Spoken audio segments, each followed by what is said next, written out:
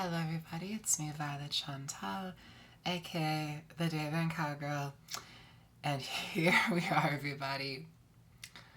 This is insane. I can't believe we're here. It's currently 2:10 p.m. on Friday, May 29th, 2026. When I'm recording this, I just can't believe that we're here. About to listen to my most anticipated album ever. I can't believe that we're here.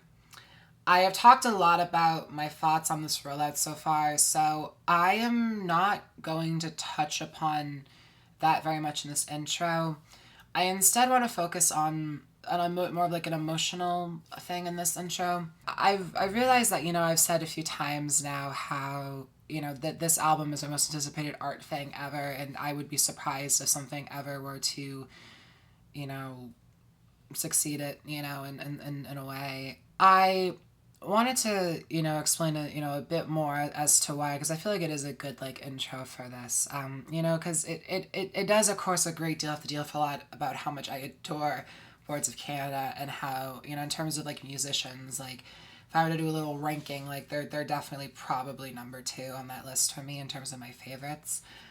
But and also just the fact that I really wasn't sure if we were ever going to get another album from them, but I wanted to kind of give more of a in-depth explanation as to why I connect with them so much and why they mean to me, their art, why it means so much to me. I'm going to go back to the beginnings of my fandom with them, and I'm just going to focus just on that and then jump to where we are now. Boards of Canada means so much to me, not just because of how much I adore the music, but when I discovered them was at, I think, probably one of the most important times of my entire life, and at that specific time I lived the most important time of my life. I became a fan of Boards of Canada when I was 16 in 2019. I began listening to them in October, I believe, of 2019, but I really remember it really fully began in November of 2019. And if I remember specifically, I listened to Twoism around October of 2019, but then in November, I listened to High Scores, and that's kind of really where, the memories really begin. Because I remember with Twoism, I loved, songs like 69er, and I loved, the title track of, Twoism, and there's just a lot of amazing, amazing tracks on that album. And I was very intrigued to keep going with the discography, and so I remember I very quickly after, and, around November time, I listened to High Scores, the original mix of High Scores, and I remember feeling like it was a whole different world that I was jumping into and a whole different vibe. And it was around the time where I was struggling to identify inspiration within music, and art is what defines and drives me. And it was at such an important time for me to be listening to, especially electronically, something that inspired me that much. But I remember specifically it was June 9th and Everything You Do Is a Balloon that changed music forever for me. I will never forget hearing those 2 songs for the first time. I remember I was sitting upstairs in my living room. I remember I was sitting on the couch. I remember it was kind of sunny out. I think it was probably 57 degrees outside, if I remember correctly. I was listening on these really cheap white Sony over-the-ear headphones. I remember the vibe and everything. I was listening to my iPhone 11 Pro Max. I just got it. I remember the vibe and everything. And I will just never forget hearing that bass line in June 9th. And, from there, music had not sounded the same. That song blew me away, and I adore that song to this day. If I were to ever make, a top 10 Boards of Canada songs, list, most likely that probably would be on the list. And then, of course, Everything You Do Is a Balloon. That song, I feel for a lot of people, even if they're not massive Boards of Canada fans, I feel a lot of people kind of remember what that feeling was like when they heard that song for the first time. Just because the ambience of the soundscape at the beginning, and then when it just fully kicks in, and it brings you on one of the most meditative journeys ever. It just like, there's like a softness yet like a directness to that song. And I feel like that's one of the most like that song brings me to a place of vulnerability that not many other works can. And this was all happening at a time in my life where, musically I was looking for inspiration to drive me again, but also just as like a person in general. I was so lost for so long, and it was right after like I had like officially like stopped at, like going to school, and like I had dropped out of high school, and I was trying so hard to like figure out like what to do. And around this time I actually did join like an education like program. I remember the day I listened to the 2014 mix of High Scores. Actually, it was the day that I did a bunch of like testing and stuff for this like education program that I ended up getting into. And I just remember like the music then for me like ended up like defining like my own journey at the time to like discovering myself again and like feeling like whole with myself again. And it's also around the same time where like The Weeknd was launching his After Hours era. So musically it was the most like beautiful time ever, because like I was falling in so deeply in love with Boards of Canada, and then like some of my personal life, like I mentioned, was starting to really come together again, and then like like my favorite things in arts were like really starting to shine at the same time. And I just remember like the feeling that always brings me back to like, I'm very like sentimental, but that is one of the times I am most sentimental about. And I just also, and then I remember like with Boards of Canada also like, like I loved like music about the children and like, to be placed out in the country. But I actually paused there for a bit. And it wasn't until 2021 where I decided to listen to like, start beginning to listen to the rest of their discography. And I remember I listened to Gio Gotti around the end of like the winter of 2021. And that album on a first listen, that was a very rare time I listened to an album on a first listen and was like, this is a masterpiece. And then I remember I did Tomorrow's Harvest near the end of that year. But I think what I want to wrap it all up on, just like what Boards of Canada means to me, is I don't talk about this very openly as much anymore. I'm still like open about it, and I'm very proud about it, but like I don't feel like an emotional need anymore to like talk about it like as much as I used to on the channel. But I will mention it now, because it is relevant to why I have such a connection to their music and their art. I'm a trans woman, and I began transitioning. My egg cracked around like the summer of 2021, but my transition really fully began in October of 2021. And the song Over the Horizon Radar off of Gio Gotti, like I've always had like a thing where like I have like a song that I feel like defines my year. And of course like that's something that of course like I go out of my way to pick, in a sense, of course. But that song like really is what it felt like back then, and like I don't really know how else to describe it without getting into super like specific details, which like one day I will. But that song like is like, it was exactly how I felt at the beginning of my transition. And like I discovered I was trans, for a very, I talked about this once on the channel, so I'll say it again, but a bit of a trigger warning. I discovered I was trans through a abusive grooming situation that I was in. And so, like, trying to cope with that and begin healing from that, but also just trying to find the excitement and joy and happiness in the fact that I was discovering who I really truly was, and, like, beginning to, like, become that. That song just, like, perfectly encapsulated that for me. And then, of course, getting into Mars Harvest and then Campfire Head phase, like, I got into shortly after. I just remember, like, it all just started to just, like, come together discography-wise. Like, there was so much emotional meaning, like, to everything. Like, I remember when I listened to Mars Harvest, I did it while on like an Amtrak train down to go see my best friend at the time, and that was the first time I was actually going to be fully living just as like, you know, Violet, like, because I was still closeted in a lot of ways, you know, in like my home life. And so there's an emotional connection there with that. And then Campfire Head Phase, like, that's just the most like me Boards of Canada album in many ways. I mean, all of them I connect to so much, but that's the one I connect to the most. Like, you know, I don't really know if I have like a favorite Boards of Canada album. I know I talked about how Campfire Phase was my favorite, like, you know, a few videos ago, and like, you know, sure, like you could say that still, but truthfully, I think it's just the one that like I see the most of myself in. And so I love all of their projects, and they just mean a lot to me, and like they really have resonated with me on such a strong emotional level for such a long time now.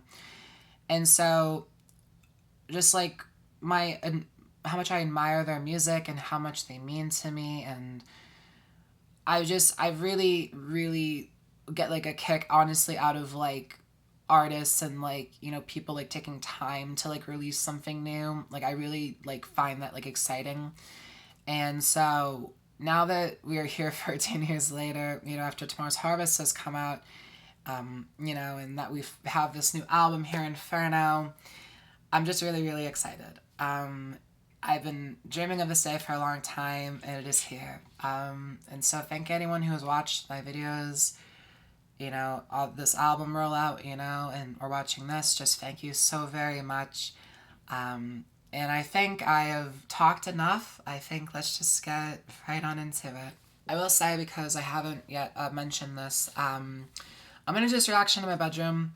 I'm going to be very honest with people. The room that I've done my music reactions in always, that room needs a lot of renovations, honestly. And I'm not really enjoying filming reactions in there, honestly.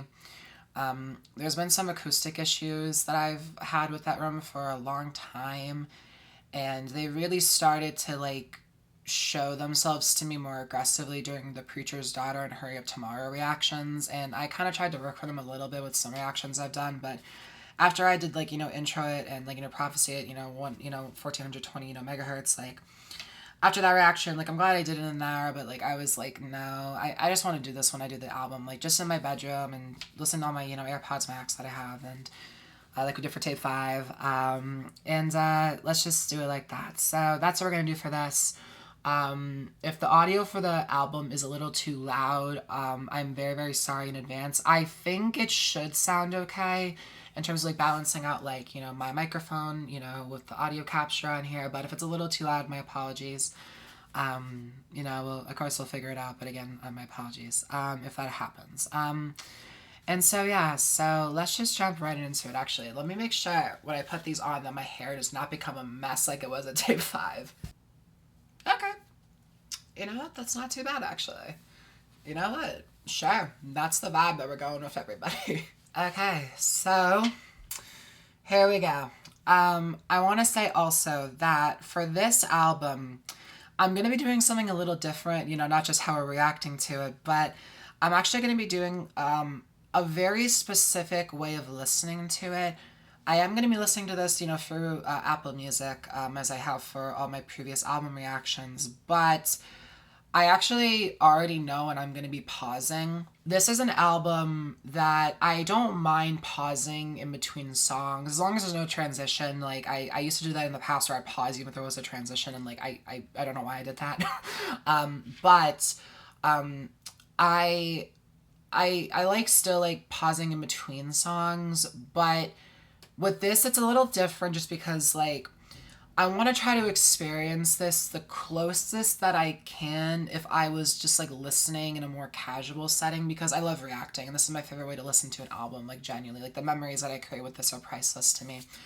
But I also want to try to honor the flow and the feeling of it more. So what I've decided to do is I'm going to take breaks in terms of how like the vinyl track listing is. So the vinyl for this album, you know, side 1 is the first 5 songs, and then side B, you know, side A, sorry, it's the first 5 songs, then side B, it's the next 5 songs, then side C, it's the next 4, and then side D, it's the last 4. So that's how we're going to be doing it on this. So I guess to let people know, I'm gonna play, Introit straight through to Father and Son. Then we're gonna go from Somewhere Right Now in the Future to The Word Becomes Flesh.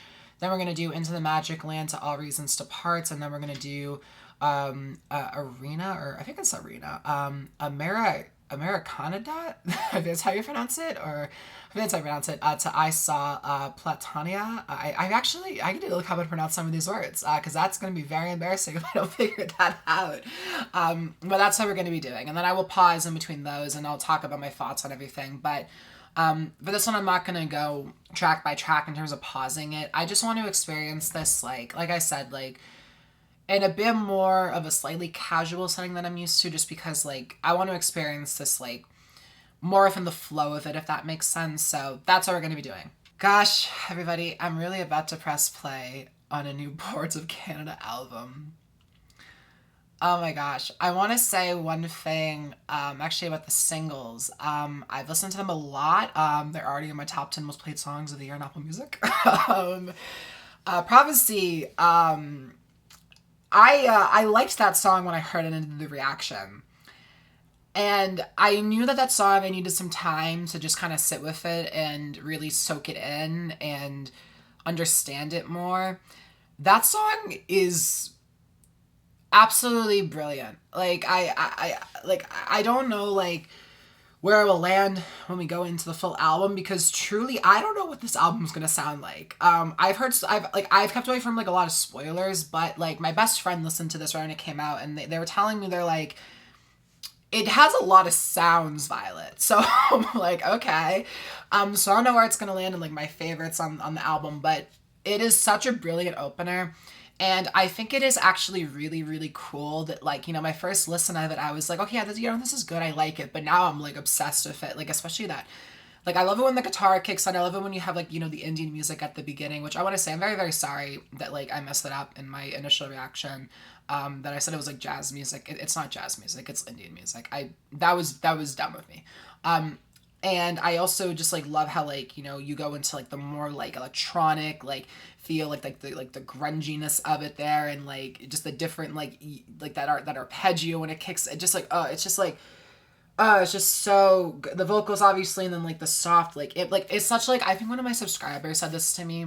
It's such, like, a dense song. Like, there's so much going on in it, but the way that it flows and synchronizes with each other, and the way that it, like, blooms into, like, a full, like, overall, like, statement on, like, one's individuality and the crisis of that, and just, like, I don't know, like, spiritual and, like, religious, like, turmoil. Like, it's so, like, brilliant, and like, setting up, like, this, like, hellscape that we're in, but we're also looking at it from a sense of, like, okay, how do we escape this, but also how did we get here? Like, it's so brilliant. So I wanted to say that quickly, because I just want to say how much I love the song, but also, when I do these first five songs, I'm mainly just going to kind of focus on, like, 3 through 5, which is Hydrogen, Helium, Lithium, and then Leviathan. I think that's how you pronounce it. I looked that up last night, so hopefully I got that correct.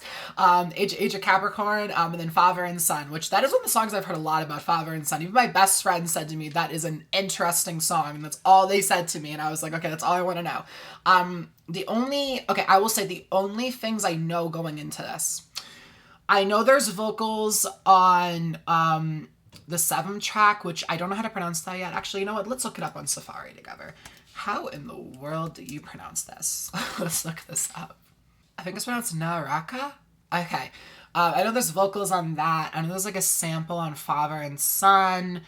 And then I know that the song You Retreat in Time and Space, that's, like, the featured song on Apple Music, so I'm assuming that that's, like, an important song. That's our losing I found out, but that's what I thought was cool. And the only other thing I do know is that I heard that the Tape 5 song is on this album. I don't know what song it is, though. So we'll see whatever it is. But whenever I hear it, every time I listen to that song, I cry. So, like, I think hearing this, like, the full studio CD quality, that 24-bit, 44.1, kilohertz version, of it, I think, like, is just going to bring me so much joy. And so, yeah, I'll make sure I get my Hello Kitty tissues out somewhere. I have a box over there, so we're good to go if I need them. And so, yeah, alrighty, here we go, everybody. Also, this is so random, but I thought I lost this, like, bow necklace that I got in Boston a few months ago, and I found it in my Barbie jewelry thing that I forgot I had. So that's very exciting.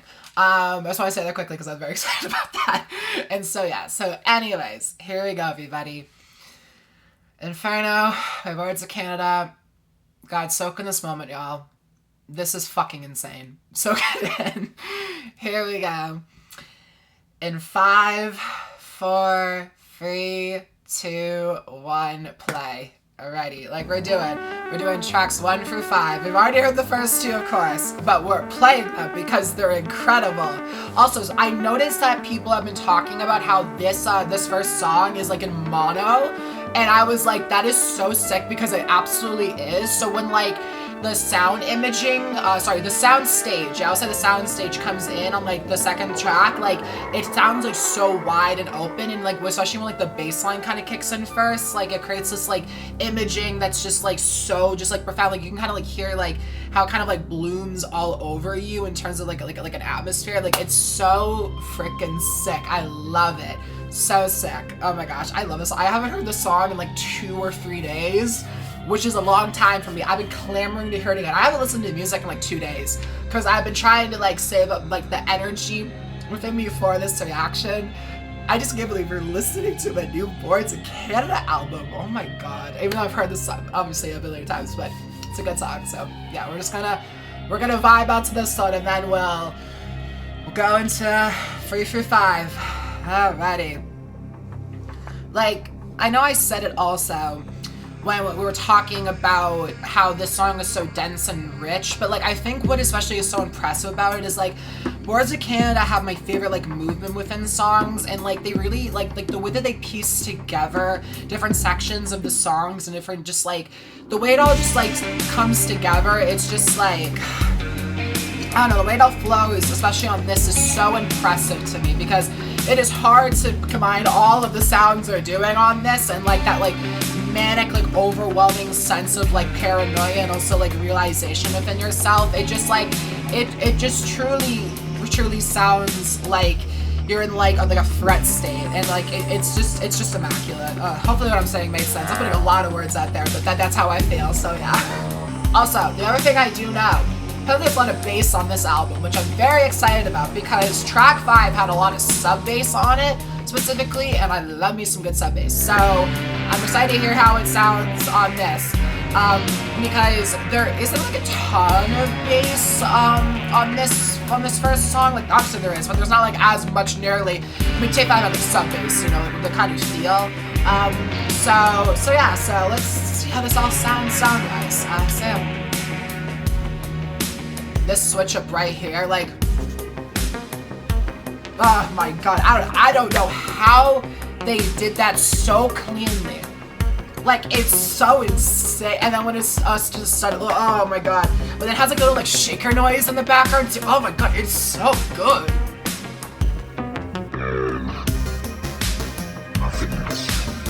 I wanted to say this when we did the reaction to this like 3 weeks ago.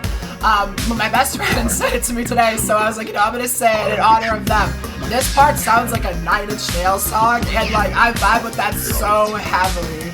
Oh my gosh. I am God, the ultimate resonance. Lyric of the year, everybody. Lyric of the year.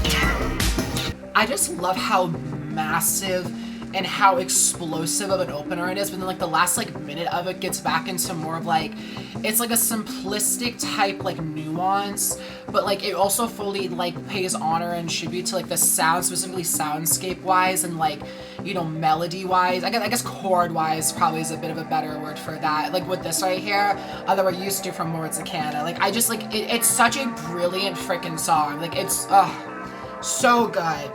And like I said, conceptually, like it just like the way it starts this album with like looking deeper than you ever have at yourself and the universe and your surroundings and how we've gotten here as a society and how that's influenced you. It just like, but also just how it all starts from within. It's so gosh darn brilliant. Y'all, I've been waiting 3 weeks to hear how this transitions.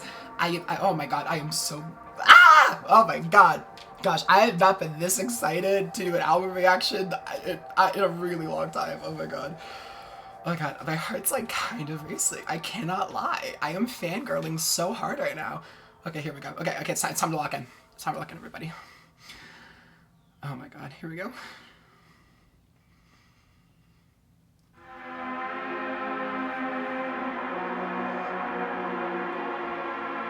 Yeah, are we on? Oh no, girl. Oh my god. Nah, are we on some caretaker vibes now? Oh, Mike and Marcus, fuck me up. Oh my god.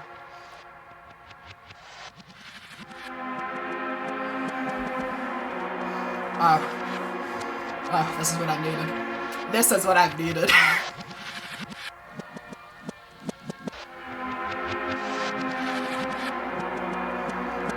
It sounds like it's being like reversed, whatever this like is.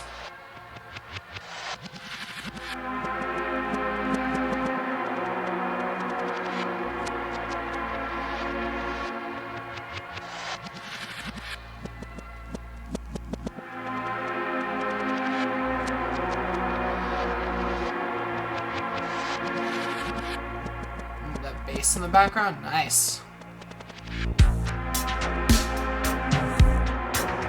Oh, yo. Oh, fuck. Oh, my God. Oh, my God. Yo. Yo. Yes. Yes. Oh, my God. Do you guys hear the attack on that? Oh my god!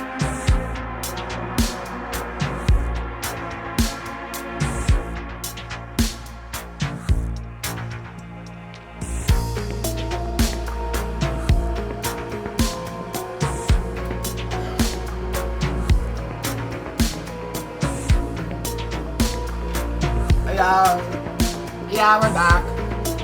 We're back, everybody. Like, I know we've been back, but like, do y'all hear this? Do y'all hear how incredible the synth work is on this?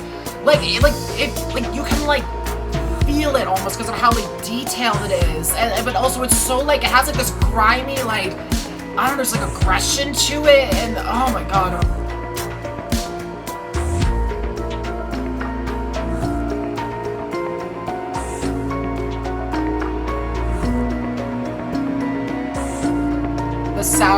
The sound imaging in this, the soundscape work is immaculate in this. Oh, yes. Oh, yes, yes. Yes, oh my god, yes.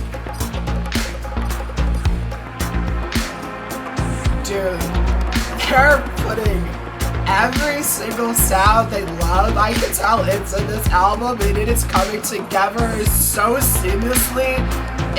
That is so hard to do. Like, oh my god.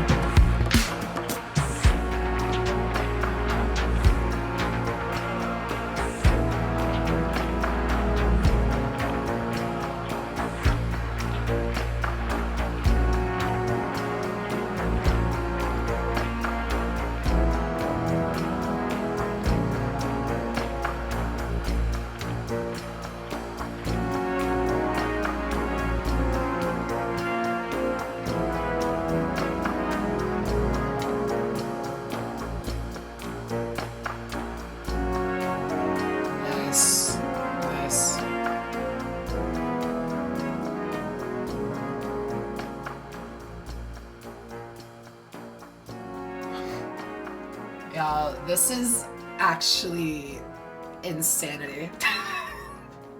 This is incredible. Oh my god.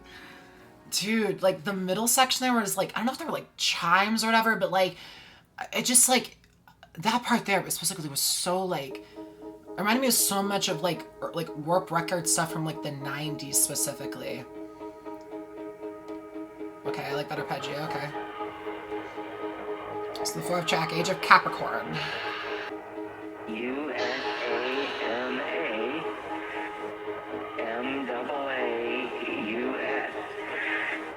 U-M-A-B-U-S.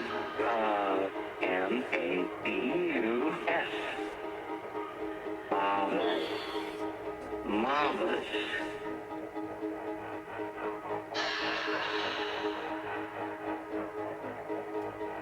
U-S-A-M-A-A-M-A-A-U-S.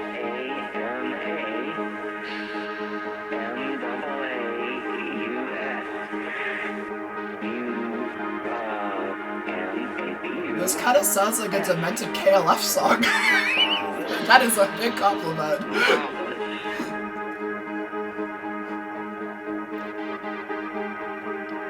This literally sounds like a dark KLF song.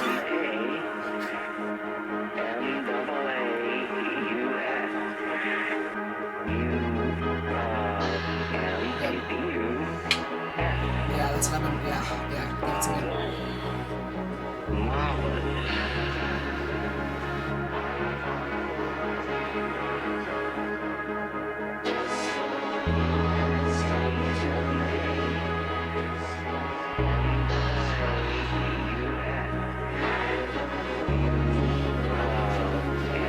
Do y'all hear those vocals in the background right now? Oh my god. I'm a sinner. All have sinned. You bore my sin. You shed your blood for me to cleanse me. I receive you and your shed blood for the remission of my sins. Come into my heart. Save me now. Help me to be ready for your return. In your name, I pray this.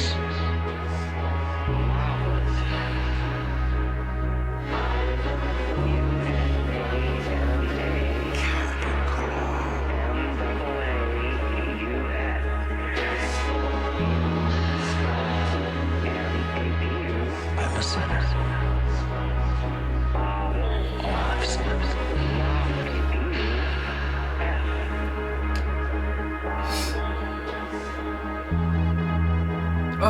Oh, that synth flick at the end. Oh.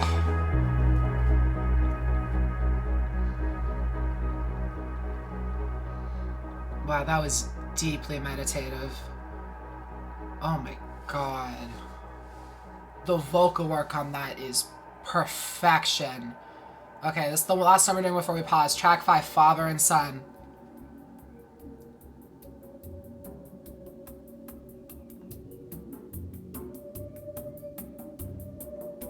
Okay. Interesting. Okay, I'm interested in seeing where this goes.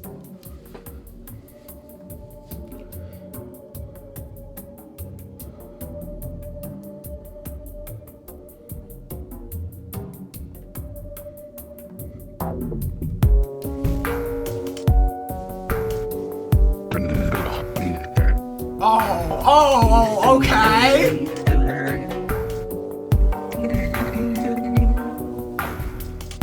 I love you, but I love the Lord. Oh my god, it sounds like Aunt Tucker and Aphex Twin had a baby. Oh my god, what the fuck? I think that's wonderful.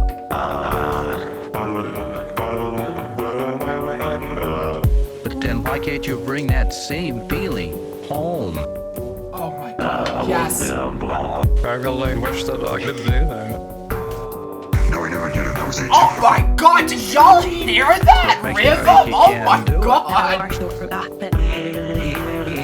Well, he's 7.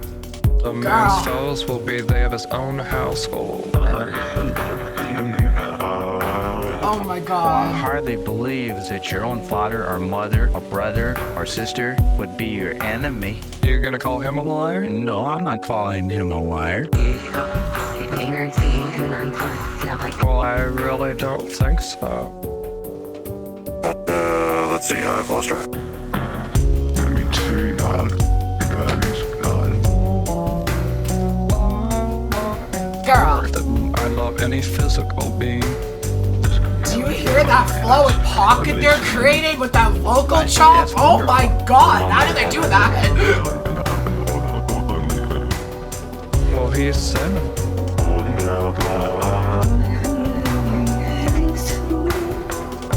I love you, but I love the Lord. Or that I love any physical being. I think that's wonderful.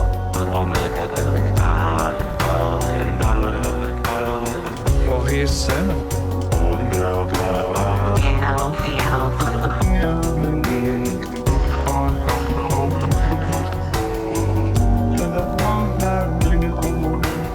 Or that I love any physical being. I think that's wonderful. Well, he's sinning.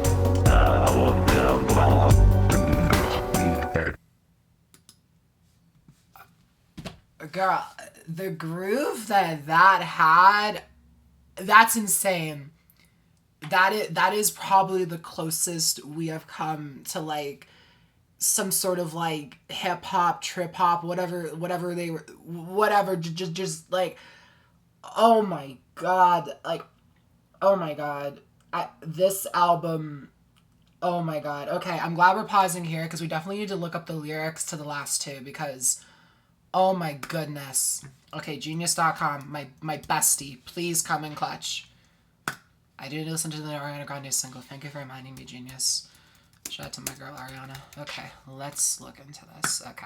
Okay, so Hydrogen, Helium, Lithium, Leviathan, like, obviously I thought it was incredible. Loved it. The way it sounded, how it had like a siren, like, haunting like sound at the beginning, and then how it just keeps progressing, like it just, it was absolutely incredible. I loved it, but I do want to focus on these last two for a second, if that's okay with all of y'all. Okay, Age of Capricorn. Okay, so it begins by repeating USAMAMAAUSU, and then it repeats that MABUS. Okay, so I'm just going to read the Genius annotation here on it. It says, the spelling here is a reference to both Nostradamus and to John... How do you pronounce this dude's name? I'm going to look this up. I'm so bad at pronouncing words. I am so sorry, everybody. Okay, apparently it's pronounced Hogue. Okay, so John Hogue. Okay, there we go. Interpretation of Nostradamus is writing as predicting a potential future Antichrist. Oh, Lord Almighty. Okay, yeah, so that does seem on brand for this album. Okay, and that would make a lot of sense to, well, then how we go into Father and Son, and like we're really going straight directly on into like what we're talking about here, in terms of how people perceive and manipulate one's own reality due to getting into, you know, these religions and these institutions and cults that can really, really manipulate your own sense of identity and reality. Okay, so then it like says here about how he wrote this like book called Nostradamus and the Antichrist, and like trying to link like figures of very, very different kinds of figures in like political or like country type stuff or like territory type stuff to like the Antichrist. Interesting. And then it says, this will always come to be, I believe this was going to be. And then it has this part, yeah, and then this part right here is what I thought was very interesting in terms of what I was picking up on the first initial listen. I am a sinner, this will always come to be, all of sin, you bore my sin, you shed your blood for me, so I was going to be, to cleanse me, I receive you and your shed blood from the remission of my sins. Come into my heart, save me now, help me to be ready for your return. In your name I pray this will always come to be, this will always come to be. And that repeats, and then it's like Capricorn. And so It says here in Genius that this dialogue is sampled from American televangelist Jack Van taken from his 1990 VHS tape 80-2000, The End. In this clip, Van Eyck is asking the viewer to repeat these words as a prayer to welcome Jesus back into their life and absolve them from sin. It seems like we're looking at media and political figures who take their voice and their perspective, even as insane as what they're saying are, and you know what it is, but we're exploring how it's being used to push narratives against people, you know, from multiple different kinds of backgrounds and perspectives that those own individuals may have that are greatly different, that connect, like, in some way to their own way of, like, what they view as, like, the devil and, like, you know, like the Antichrist. But then we then transition later on into talking about how, like, that could also maybe just be a lot of times a projection of how you feel you have sinned so deeply and how ashamed and guilty you are of it. So you go to a religious type or like spiritual or holy type sense, you know, and look up, you know, to like, you know, like Jesus and stuff, and like try to like have your sins be like forgiven, because there really isn't much of a difference really, because you're basically projecting either way, in my personal opinion. Like, I am spiritual myself, and so like I definitely am not somebody that's going to be like, oh, all religions and are bad. Like, I would never say that. I'm not religious, I'm just spiritual. You know, just to make that part clear. But the one thing I will say though is that it's like part of what I feel this album is exploring is that it's like, you know, it says here at the end, like, I'm a sinner, all have sinned, and so it's like it's just like concluding how it's like a lot of times when, you know, unless they're pretty obvious examples, you know, that like a lot of times when people in these settings talk about like, you know, like these divine sources of like light inspiration, but really like, you know, like what are the true evil, you know, ones, like, you know, that come from like the Antichrist and the reincarnation. Like, a lot of times that's just projecting, because this person is reminding you of your deepest insecurities and reminding you of what you feel are your own deepest sins as a person. And so you're using it as a projection to then go back to the religion and Jesus and look at it as a sort of like, hey, like, okay, so now like, you know, like, I'm in this setting that like is supporting me and, you know, uplifting me and making me move forward, but it's actually just in a lot of ways influencing my own denial of what's truly going on more so. That's just how I view it personally. People, of course, I know this album's probably got a lot of different interpretations because we're dealing with some very distinct themes on this in terms of religion. And also televangelists also, you know, especially we've had now multiple ones, you know, referenced in the album, now again on the album. And, you know, the thing, too, is, like, you know, asking the viewer to repeat these words as a prayer to welcome Jesus back into life. So it's, like, trying and, like, commanding of an audience to, like, get them to, like, go into these places that, like, they may not really totally want to go to. It's, like, the influence and, like, trying to, like, take, like a vulnerable, sensitive moment and, like, use that as a way to manipulate somebody into, like, you know, taking away their own individuality and perspective, which I feel we have explored, especially with the artwork to this album, with the posters also. And so that's what I'm kind of sensing from all of it. And production-wise, like, the way that the vocals and the samples are combined onto this and the sound stage that it creates, look at the imaging of hearing a lot of, like, the background in the back. We have, like, the, you know, like, the sample of, like, the main vocal passage, like, in the front, like, in the, just, like, the way it all comes together, like, sounds, it's so well mixed and mastered. Like, this album has such a three-dimensional sound to it that I really love a lot. Like, that's one of the things that I'm noticing the most about this project so far,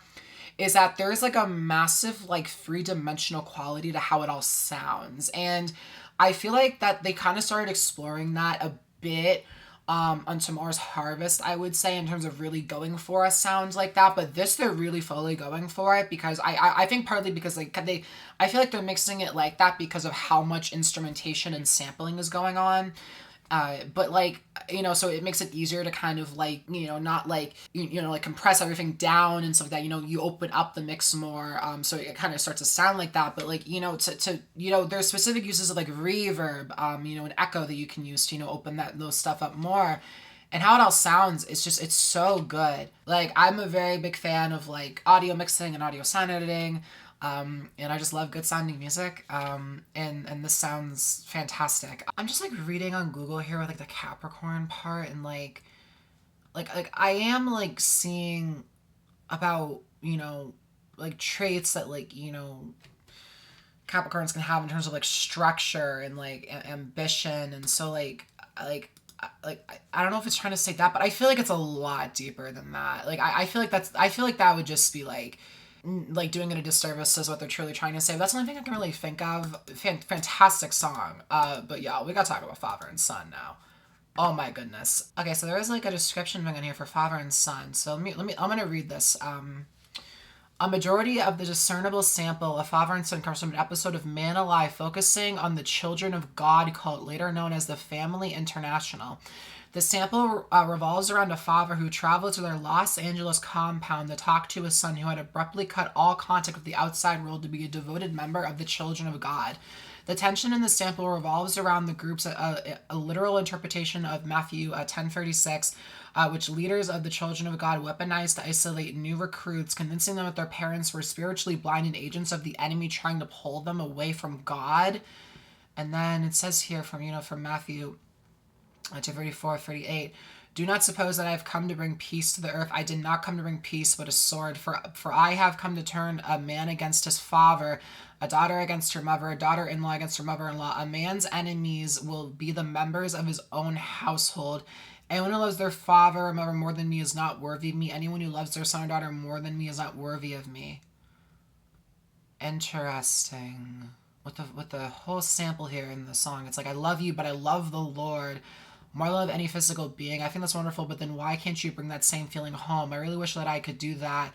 What makes you think you can't do it? He said, a man's foes will be they of his own household. Yeah, it's like, it's so haunting because, like, it's exploring this control that, like, I think it's so haunting because, like, we're exploring people who want to be so in control of their own thoughts, but, like, they're so in control of it because of the fact that they have been brainwashed and manipulated by the extreme control of others to, like, straight up define what they think in their perspective. Like, that's what's so haunting about this, and part of more than ever it's terrifying, but it's true. Like, more than ever, that has become true in this world, and that's why this album, like, it feels like so more than ever than Boards of Canada, because Boards of Canada have always, I felt like, really, really been in touch in a lot of ways with, like, where we're going as artistically, but also as a society in terms of, like, messaging and just, like, perspectives that, like, us as people are really contemplating and, you know, struggling with. And more than ever on this, like, we're going really, really direct, but, like, I think right now we're living in a time where we are living in a time of extreme directness because more than ever, the truth is getting clouded and murkied because we have people like this in the world who are being stripped, manipulated, and abused and controlled, and then put that onto others. And this is when I remember when I talked about, in the first video I made about this, I felt this album was going to do a generational trauma. This is exactly what I was talking about. This Wow, just, this is crazy. And he said, well, I hardly believe your own father or mother or brother or sister will be your enemy. You're going to call him a liar. No, I'm calling him a liar. No, I'm not calling him a liar. Well, I can do things through the Lord. It's like, yeah, it's like this immense sense of wanting control and power, but you're getting it from something that is literally controlling and taking over all power and ownership of your own individuality and own sense of self. Like, that is what is so scary about this stuff, is that it's like people fall into states like this, like, because like of like the hurt that they've gone through in their lives in a lot of ways, because like they're trying to find comfort in something, so they find it in the most like controlling and isolating of ways, and then it's like this lashing out when others are like, wait, what are you talking about? It's like, oh, it's horrible. think you can't do it. You saw the way we lived and what we did. Do you believe? I really don't think so. And then the outro, man. More than I love any physical being. I think that's wonderful, he said. Well, I said, I love you, more love the Lord, more than I love any physical being. I think that's wonderful. Well, he said, more than physical being. Well, I think that's wonderful. Well, he said. Wow, really, really interesting sample choice right there.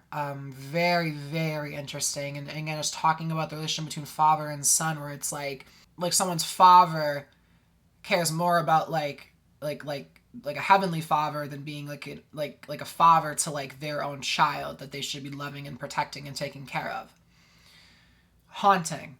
But I also gotta say, that production, it literally sounded like Odd Tucker and Aphex Twin had a baby. It was beautiful. It was so sick. Like just like I don't know what it was like an 808 or something. That was fantastic. But just like the rhythm of it all, but just like the way that like they flip this sample so it has like a flow and like it goes into like a pocket within the production and like the rhythm of it all, absolutely freaking brilliant. Like that is so, it was so smooth, like oh my god, so freaking good. Like conceptually and narratively right now on this album, we're really going for it in a lot of very direct ways. And again, like this, there's so much richness going on.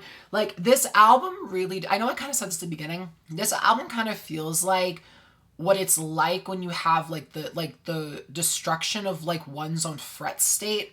That's kind of what this sounds like to me, in a lot of ways. Wow, it's getting dark outside. Is it like gonna rain? I have no light bulbs on right now. We're actually doing natural lighting for this video. And so yeah, let me just check the weather super quickly because it looks like it's about to rain outside. Yes, I did confirm. It's apparently supposed to rain in my little neck of the woods. So it's gonna get kind of dark and kind of spooky for a little bit, but honestly, like I think that kind of fits the album. And so yeah, you know, I know my reaction has kind of, you know, said it. I love this album already. This is fantastic. Oh my goodness. Alrighty, let's put some more lip gloss on and then we're gonna go. I'm very interested in hearing the 7th song especially. Also the 10th song, because my best friend, that was their favorite song on the album. And also, I'll say this just because I think a lot of Boards of Canada fans have already heard about this, so I feel okay saying this, but that song is in the end credits of Backrooms, which came out today, which that is one of the most anticipated movies of the entire year. I love the Backrooms short films. I'm seeing it tomorrow. I cannot wait. And so that's pretty sick that that's in the credits of the movie. Because Backrooms, I 100% could see Mike and Marcus being like, hell yeah, that is our vibe right there. And so yeah, anyways, let me put some of my R.E.M. Beauty on quickly. Let's keep this party rolling, everybody. Okay, tracks 6 through 10. Okay, before we started, I am going to look up the pronunciation of the 7th song again, because I already forgot it, LOL. Okay, Naraka. Okay, Naraka. Okay, 6, slay. Okay, so here we go. We're going to go for track 6 through 10. So Somewhere Right Now in the Future, then Naraka, then Acts of Magic, then Memory Death, and then The Word Becomes Flesh. Okay, here we go, everybody. Here we go. Ready.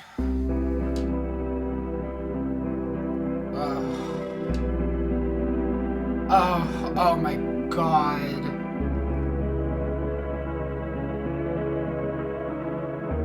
That guitar and the reverb, oh my god.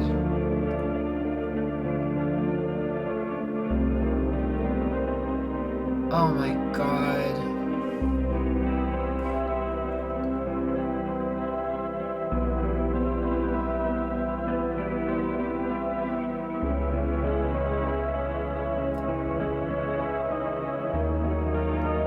It sounds like an apocalyptic, like, dream. Oh my god.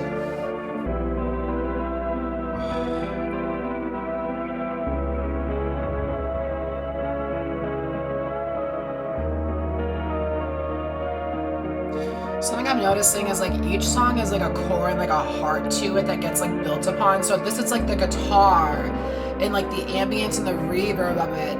And that soundscape it's creating, but then you get these like chords that come in like throughout it. It's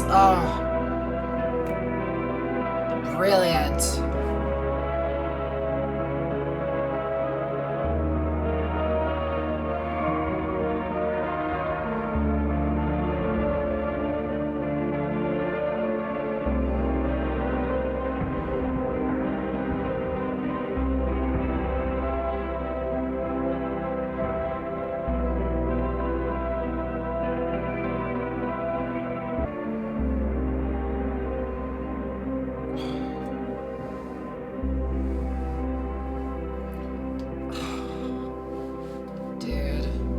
love ambient music.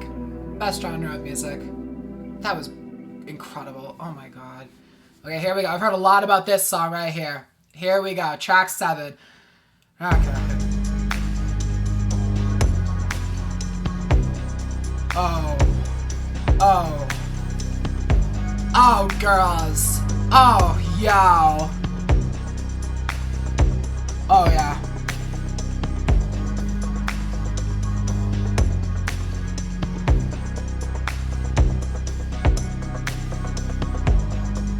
Oh my god, this one's 5 minutes too. Make me float. Make me float.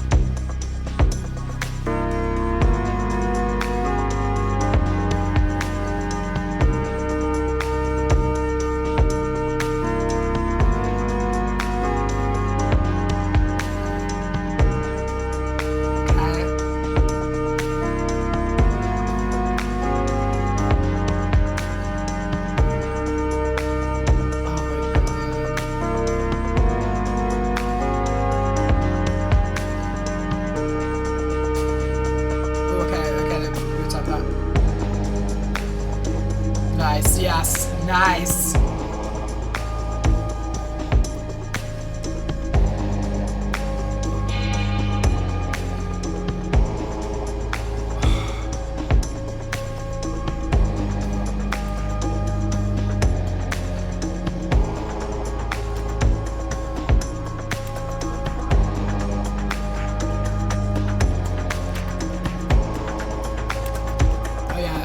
Some more percussion I can see. Yeah. Oh my god! Oh! Yeah, do you hear that? Oh my god!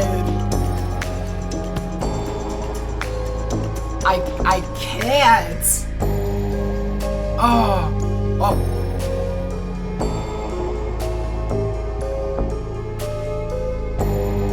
Oh my god, dude! This album is insanely good! Oh my god!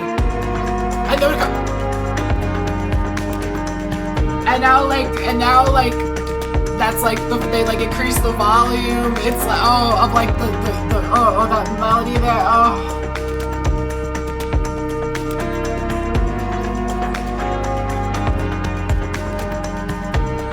Oh my god, yo, this is fucking amazing.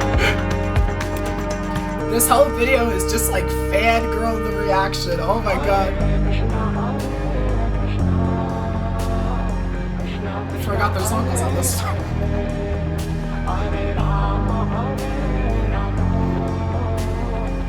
Oh my god.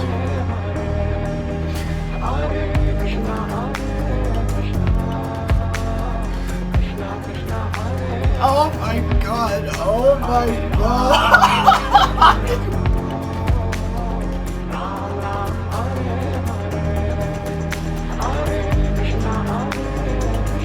Oh my god!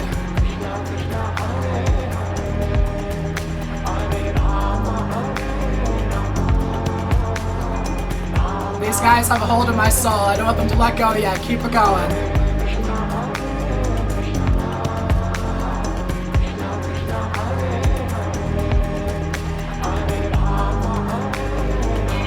Oh, this is generational. This is generational. This transcends music. Oh my fucking god.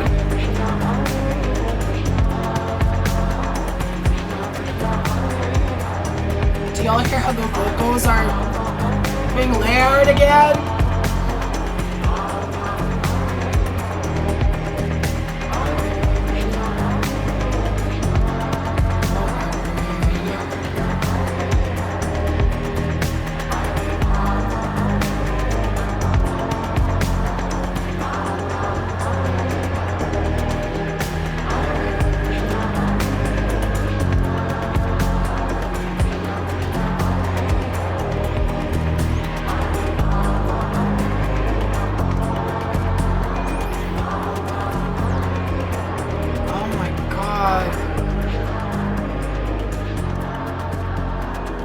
The way they like highlight like the kick and then it like fades out and then like the other like percussion starts coming in, but now that like fades out with like the vocals and like the little like licks of, oh my god. Oh my god. Generational. Goddamn generational. Oh.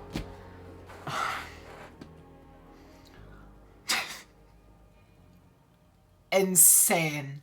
Absolutely insane. Okay, Acts of Magic. Basically, this album in general. Oh.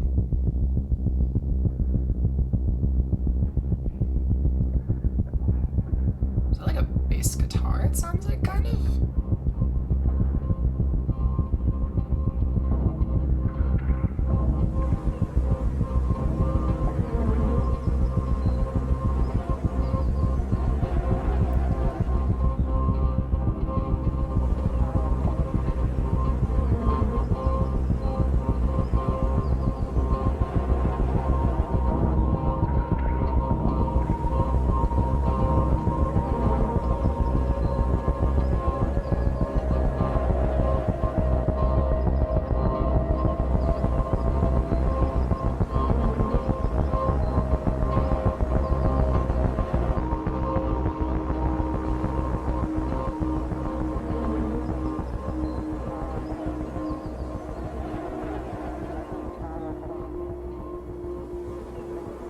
Ready. Track 9, Memory Death.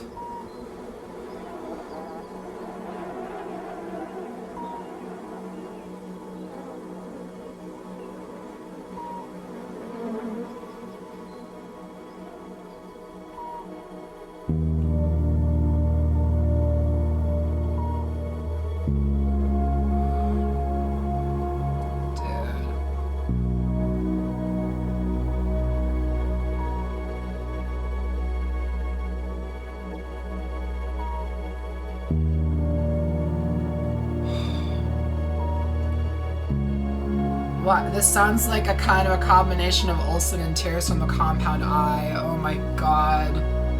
Oh my god.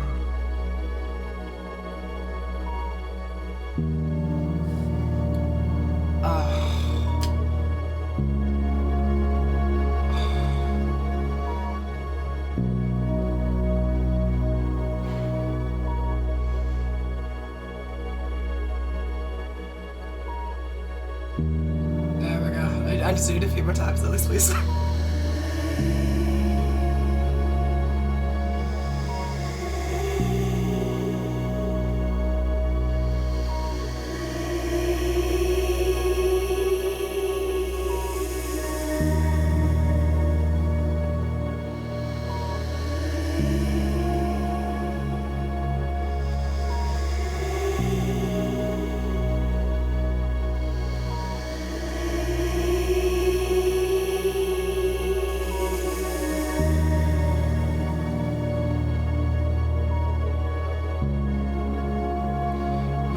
Me a lot of Replica by Why Don't You Explain Never. In terms of like the soundscapes and like the imaging of it all, it reminds me of what he was doing on that album with like the ambience of it also. That's one of my very favorite electronic albums, so highly recommend that if you haven't heard it. Oh, nice, nice, nice.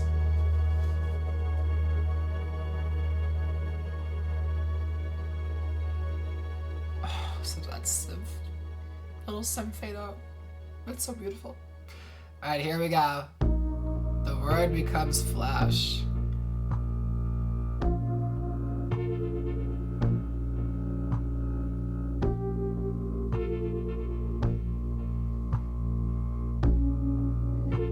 Okay.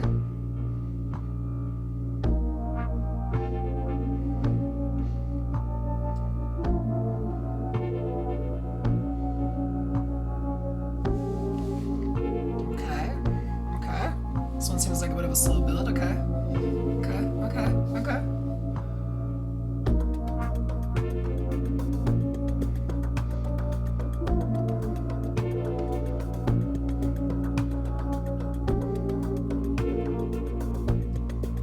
I have no clue where we're going with this one, but I'm just gonna sit back and enjoy the ride.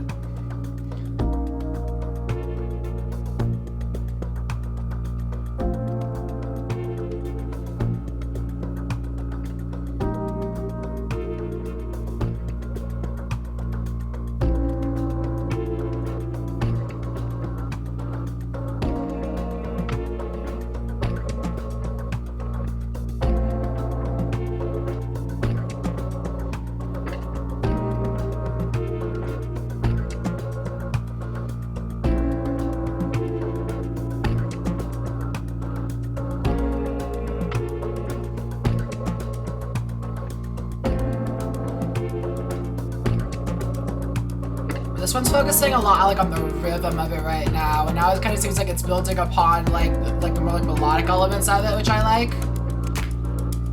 Oh. Oh. Oh. Yo. What the? Oh. Yes. Oh. What?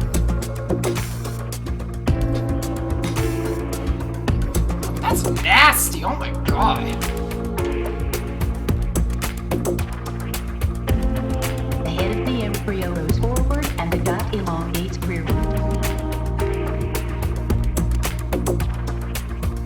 The neural bulb in the brain region that diffuse. At this stage, 4 pairs of stones, a box of mesodermal tissue, as the head of the embryo goes forward, the head folds further under the center end.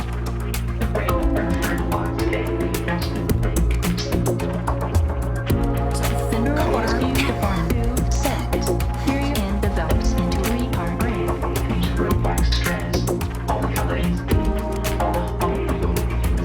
The early structures of the eye are now prominent. Meanwhile, the embryo develops in an equally exciting manner. In its later stage, the small embryo is already visible as a light-colored disc. Soon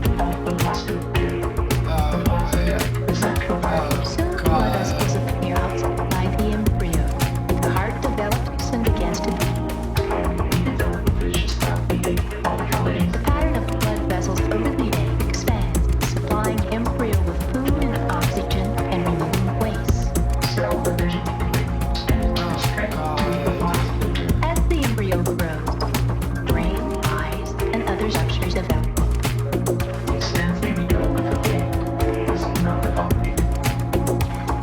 Soon a vigorously beating heart is pumping blood throughout the complex embryo, which is rapidly developing into a mature organism.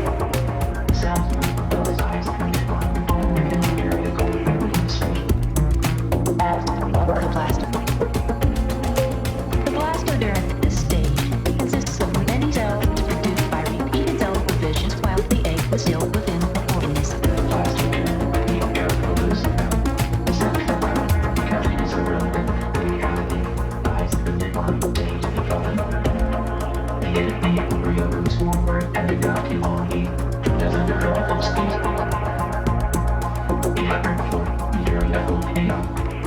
It's the scariest song so far. Oh my god. This song sounds like a nightmare trying to wake up from.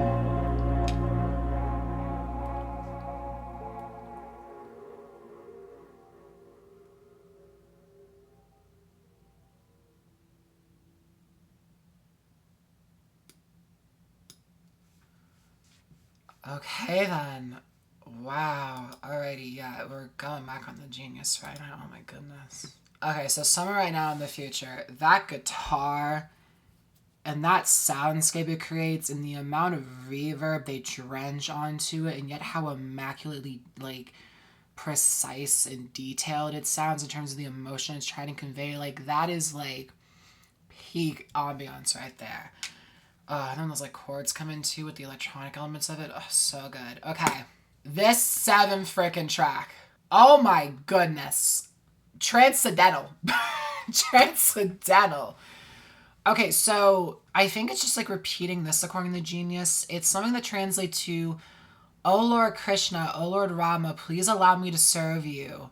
So, okay, so I need to look up. Okay, so Naraka, I'm on the Wikipedia article for it, admittedly, but it says how it's a term in Buddhist cosmology, usually referred to in English as hell or hell realm or purgatory.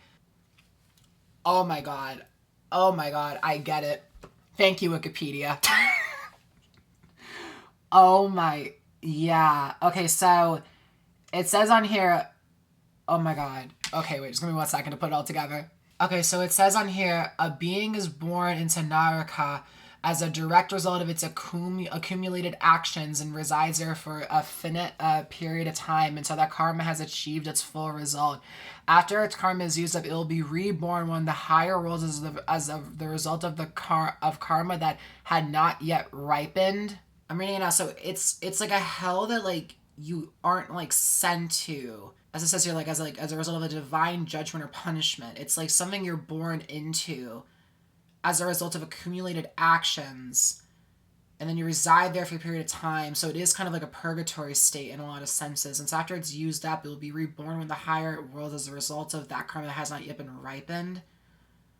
So to me, like, if I'm thinking about it in the context of the album, we're exploring how, like, and as I'll think about it like this. I'll explain it like this. I talked about how in the analysis of tape 5, how I felt that with the generational trauma thing, yeah, of course, but I also was, when I went more in depth, I was talking about how, like, we're failing, like, the children of today and the next generation because they're being born into a world that is setting them up to fail and ripping their individuality. And every generation has gone through that to various degrees, but more than ever, I really feel like people are trying to take a hold of that and define these people's lives. And I feel like that's what this is exploring in a very, of course, like, holy type of sense, but also one that is shown of people that are put into an environment where they already immediately lose control of themselves, like being born into it and being controlled by the actions that have not yet ripened. So it's like once they like happen, it's like you view that as like the norm in a way, if that makes any sense what I'm saying. Wow, that's really interesting. And then of course, like, the production, girl, like the rhythm on that with like the kick and like the percussion elements, and then like those vocals come in and it evolves up more and it blooms more, like that melody. Oh, and then I love the part where like the kick comes one more time, but then like the rest of it, like it kind of fades out with that, and with the oh my god, the movement and the progressions throughout these songs are so lovely and so fantastic. I say lovely in terms of like artistic and, inspiring. This is not a very lovely sounding album in terms of how depressing and dark it is. But y'all know what I mean, I think. Oh my gosh. Then Acts of Magic. I love the darkness of that song. Like, it sounds like this like darkness that's like hidden like a like kind of like it's like waiting underneath like this like surface, and it's like sizzling up, and it's like igniting more, and this like fire within it to like blow up and become like the most like vivid and bright it has been yet. It really, really good. But then how that transitions into Memory Death, which, okay, the vocals apparently in there are give me a reason. Oh my god. Yeah, because, okay, so like I'm assuming with Memory Death, it like, what I'm assuming is like, of course, like memory death in terms of like a trauma aspect, where it's like you will forget a lot of memories like naturally as of like a result of trauma happening. Like that's something that like, I consider myself, I've struggled with even recently, actually. And so like that would make sense in terms of like, growing up in environments that like forced you to grow up and not have a childhood, or just being with forces that control you because you think that like that gives you like free individuality and free will to express yourself, but it really isn't. And so it's like killing like your own individual memories, but also memory death just maybe in the sense of like the memory of like good times, or like what it used to be, like it's gone now, and it's like you're giving me a reason to like keep holding on, perhaps, maybe, or just like the emotion of that, because like that ambience of it is so profound and gorgeous and fantastic. Okay, then this song, The Word Becomes Flesh. Okay, this song is very interesting because I did not know where we were going with it. And then when I kind of realized what that sample was talking about, I was like, oh gosh, okay. So the entire thing is essentially talking about like embryos and like the development of life. Okay, so the head of the embryo grows forward and the gut elongates rearward. The neutral fold meets in the brain. Actually, there's an annotation. Okay, let me read this before I keep reading. So it says, okay, The sample of a female narrator is taken from a 1983 educational documentary titled Introduction to Development, created by George of, I think pronounced it Vuk, at the University of Indiana. The documentary shows the development of a chicken embryo. Okay, interesting. The dialogue is regularly chopped up and manipulated throughout, alternating between the original edited video and heavily distorted audio that makes the narrator's voice sound deep and metallic. Yeah, that part was so cool when they did that. Okay, so the entire thing talks about, like, the development of life. And so the word becomes flesh. Wait, is it titled The Word Becomes Flesh because, like, the word of, like, what you view as, like, the gospel and, like, true, like, divine power and, like, peace, like, that word is now becoming flesh because, like, you're creating new life in this, like, state and you're, like, passing it down onto it. And so, like, it of course it's talking about, like, how, like, life, you know, is developed and, like, and grows and that state of, like, you know, growing and, you know, like, coming to life. I'm just trying to, like, I'm just reading a little bit of, yeah, and interesting. These rope-like strands called the chalice, probably gonna pronounce that right, help to hold the cell in position. The blastorum, I'm so bad pronouncing growth, I'm sorry. At this stage consists of many cells produced by repeated cell division while the egg is still within the organism.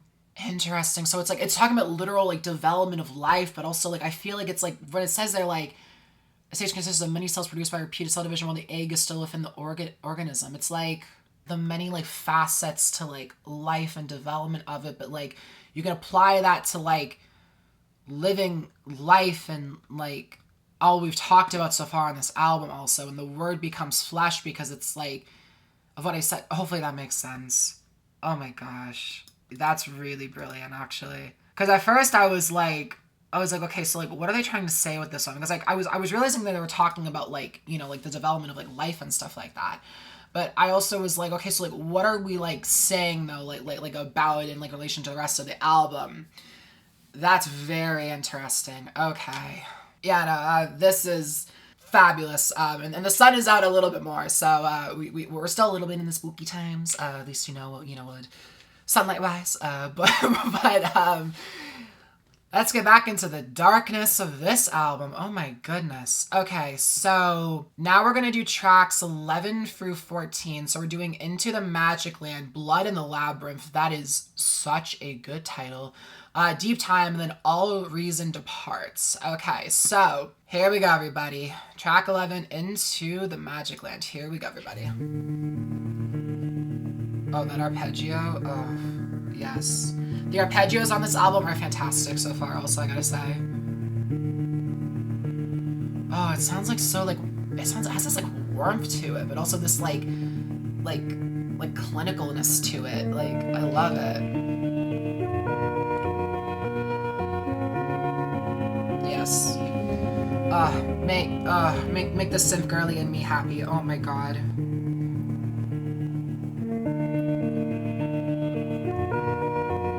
Oh my god.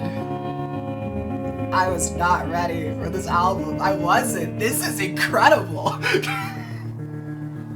Oh, you hear the little, like, effects in the background, like the whooshing kind of sounds. Oh, I like it.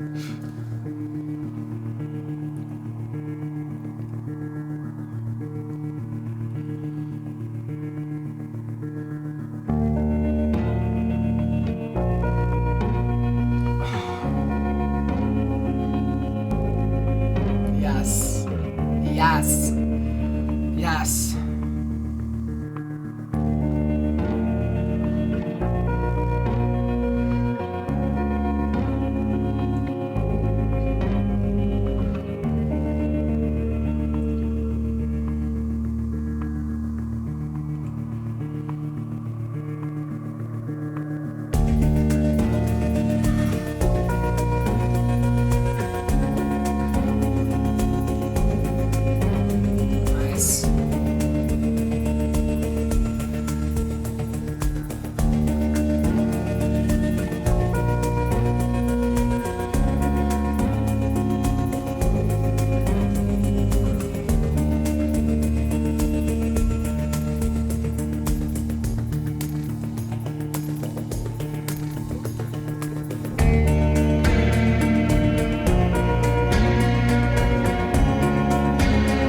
That guitar is incredible. Oh my god.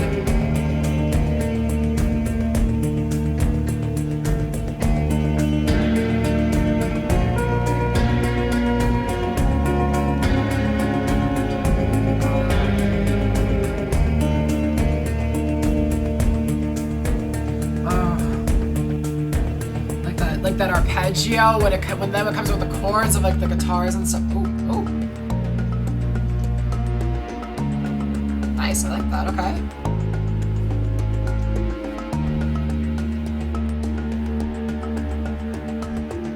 I like the texture of it. It's cool.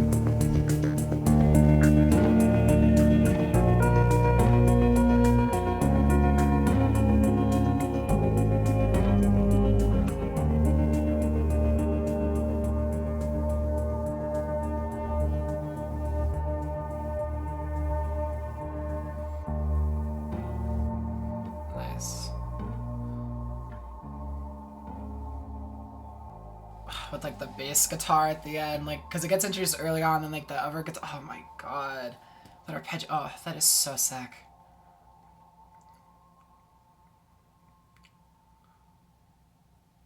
Oh, the space outro there. Outro there. Sorry,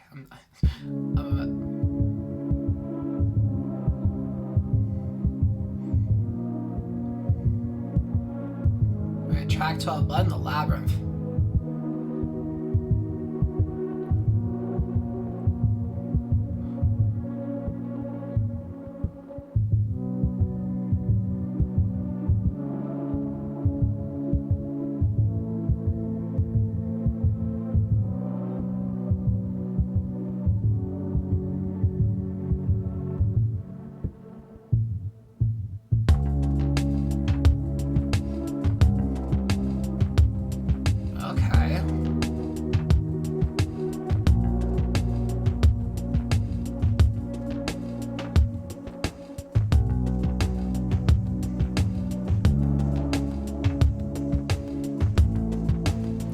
Of bass guitar on this is sick.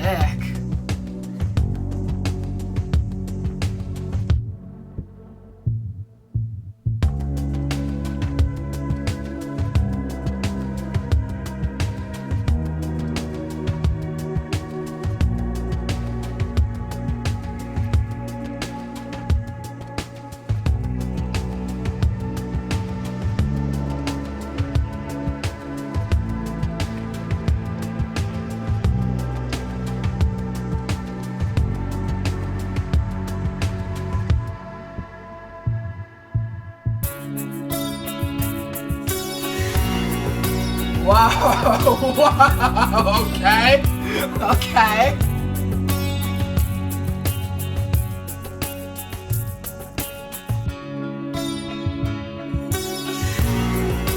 Oh yes, yes, yes, yes, oh my god.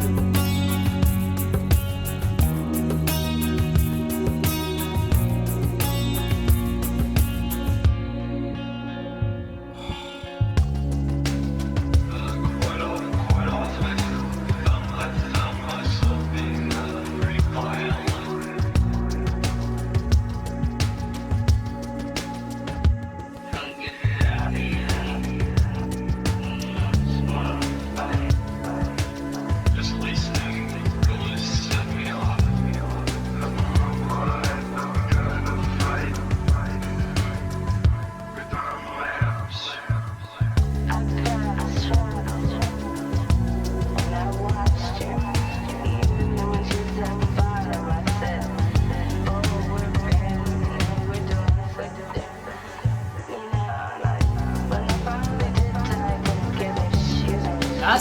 trip hop feel to it, okay.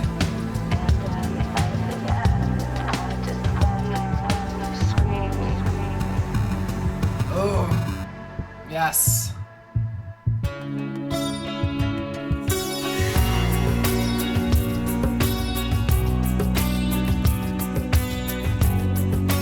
Oh, that sounds so good.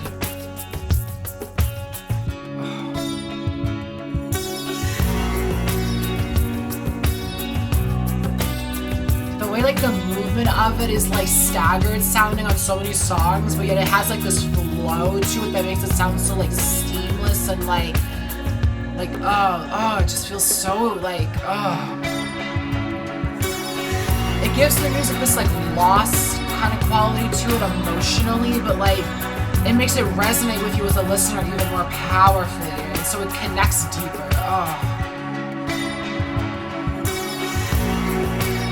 Yes, yes.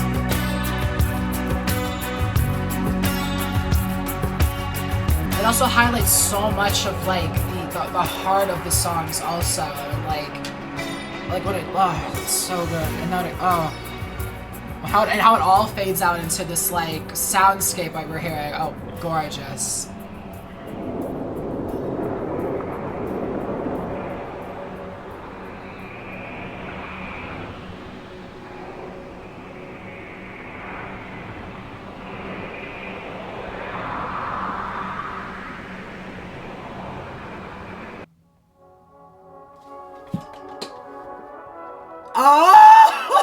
Oh my god, yes. Yes. Oh my god.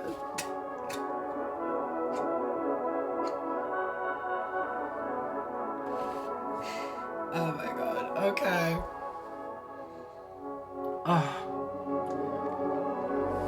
Yes. I finally don't have to listen to the compressed YouTube version anymore. Finally. Oh my god.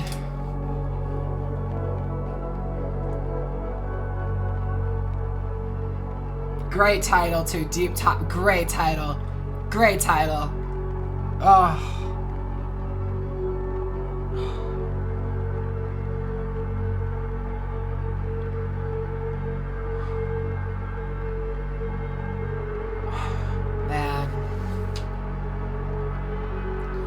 Has me reflecting back on like a month and a half ago. I'm already so nostalgic for it.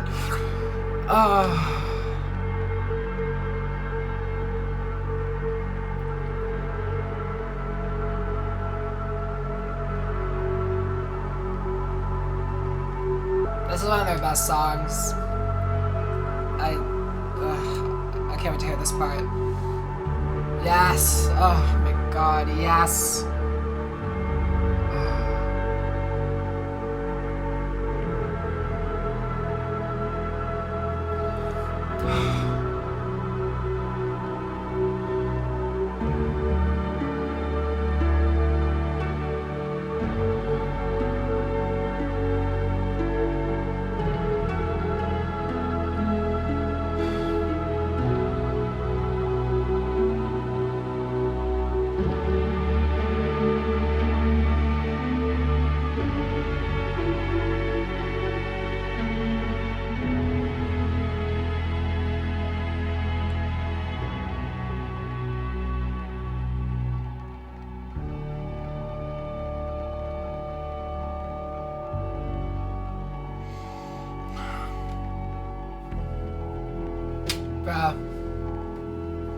Bro, oh my god. Oh, god, I'm so happy that's on the album. Oh my god. It feels so strange listening to it in the context of the album, because it's so connected to me emotionally to Tape 5 and that moment. Oh, it's a little different. Okay.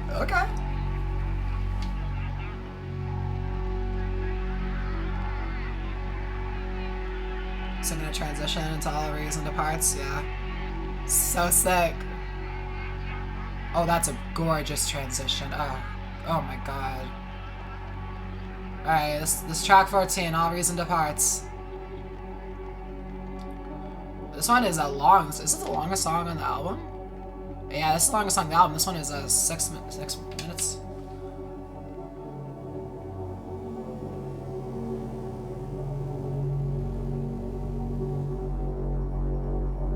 There is a magical operation of maximum importance. The initiation of a new eon. Before man is ready to accept the law of the Lima, the Great War must be fought. This bloody sacrifice is the critical point of the world ceremony of the crowned and conquering child. As Lord of the Beyond. Oh my god.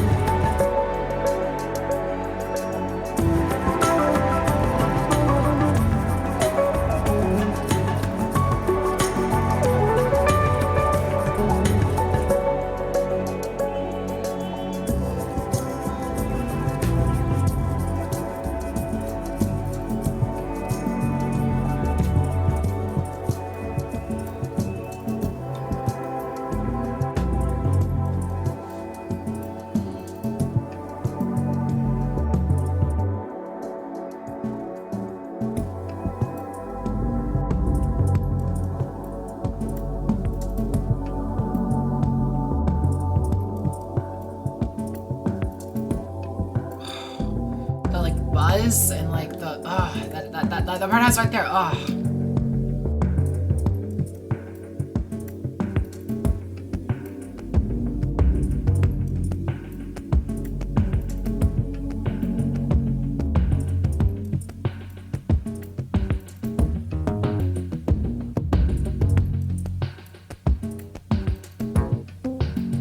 What are they switching into?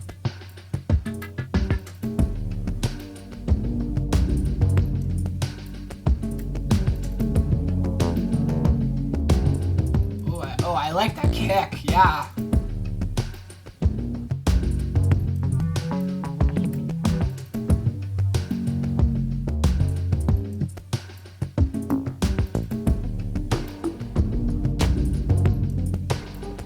Oh my god.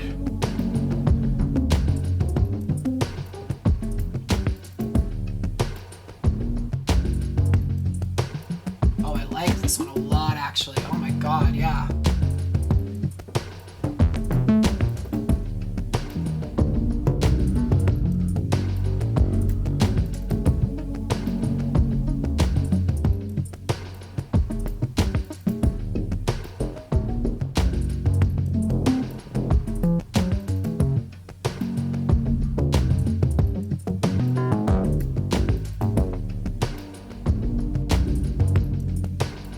This kind of reminds me of what Oddtecker was doing on the NTS sessions. Big compliment, so.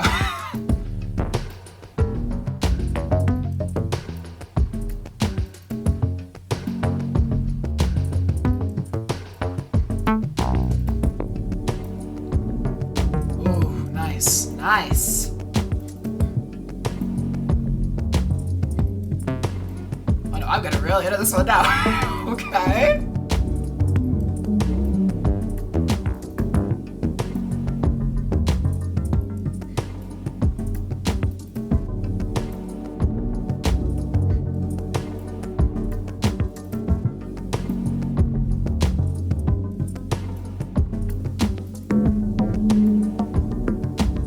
I feel like this song probably sounds crazy crazy on speakers. Oh my god.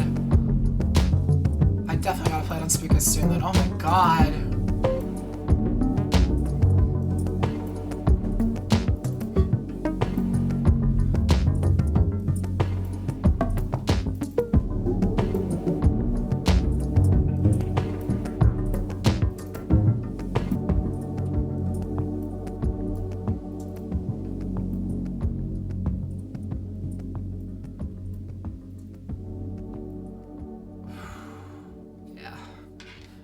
That was good. That was pretty good, yeah. That was pretty good. Great fade out there.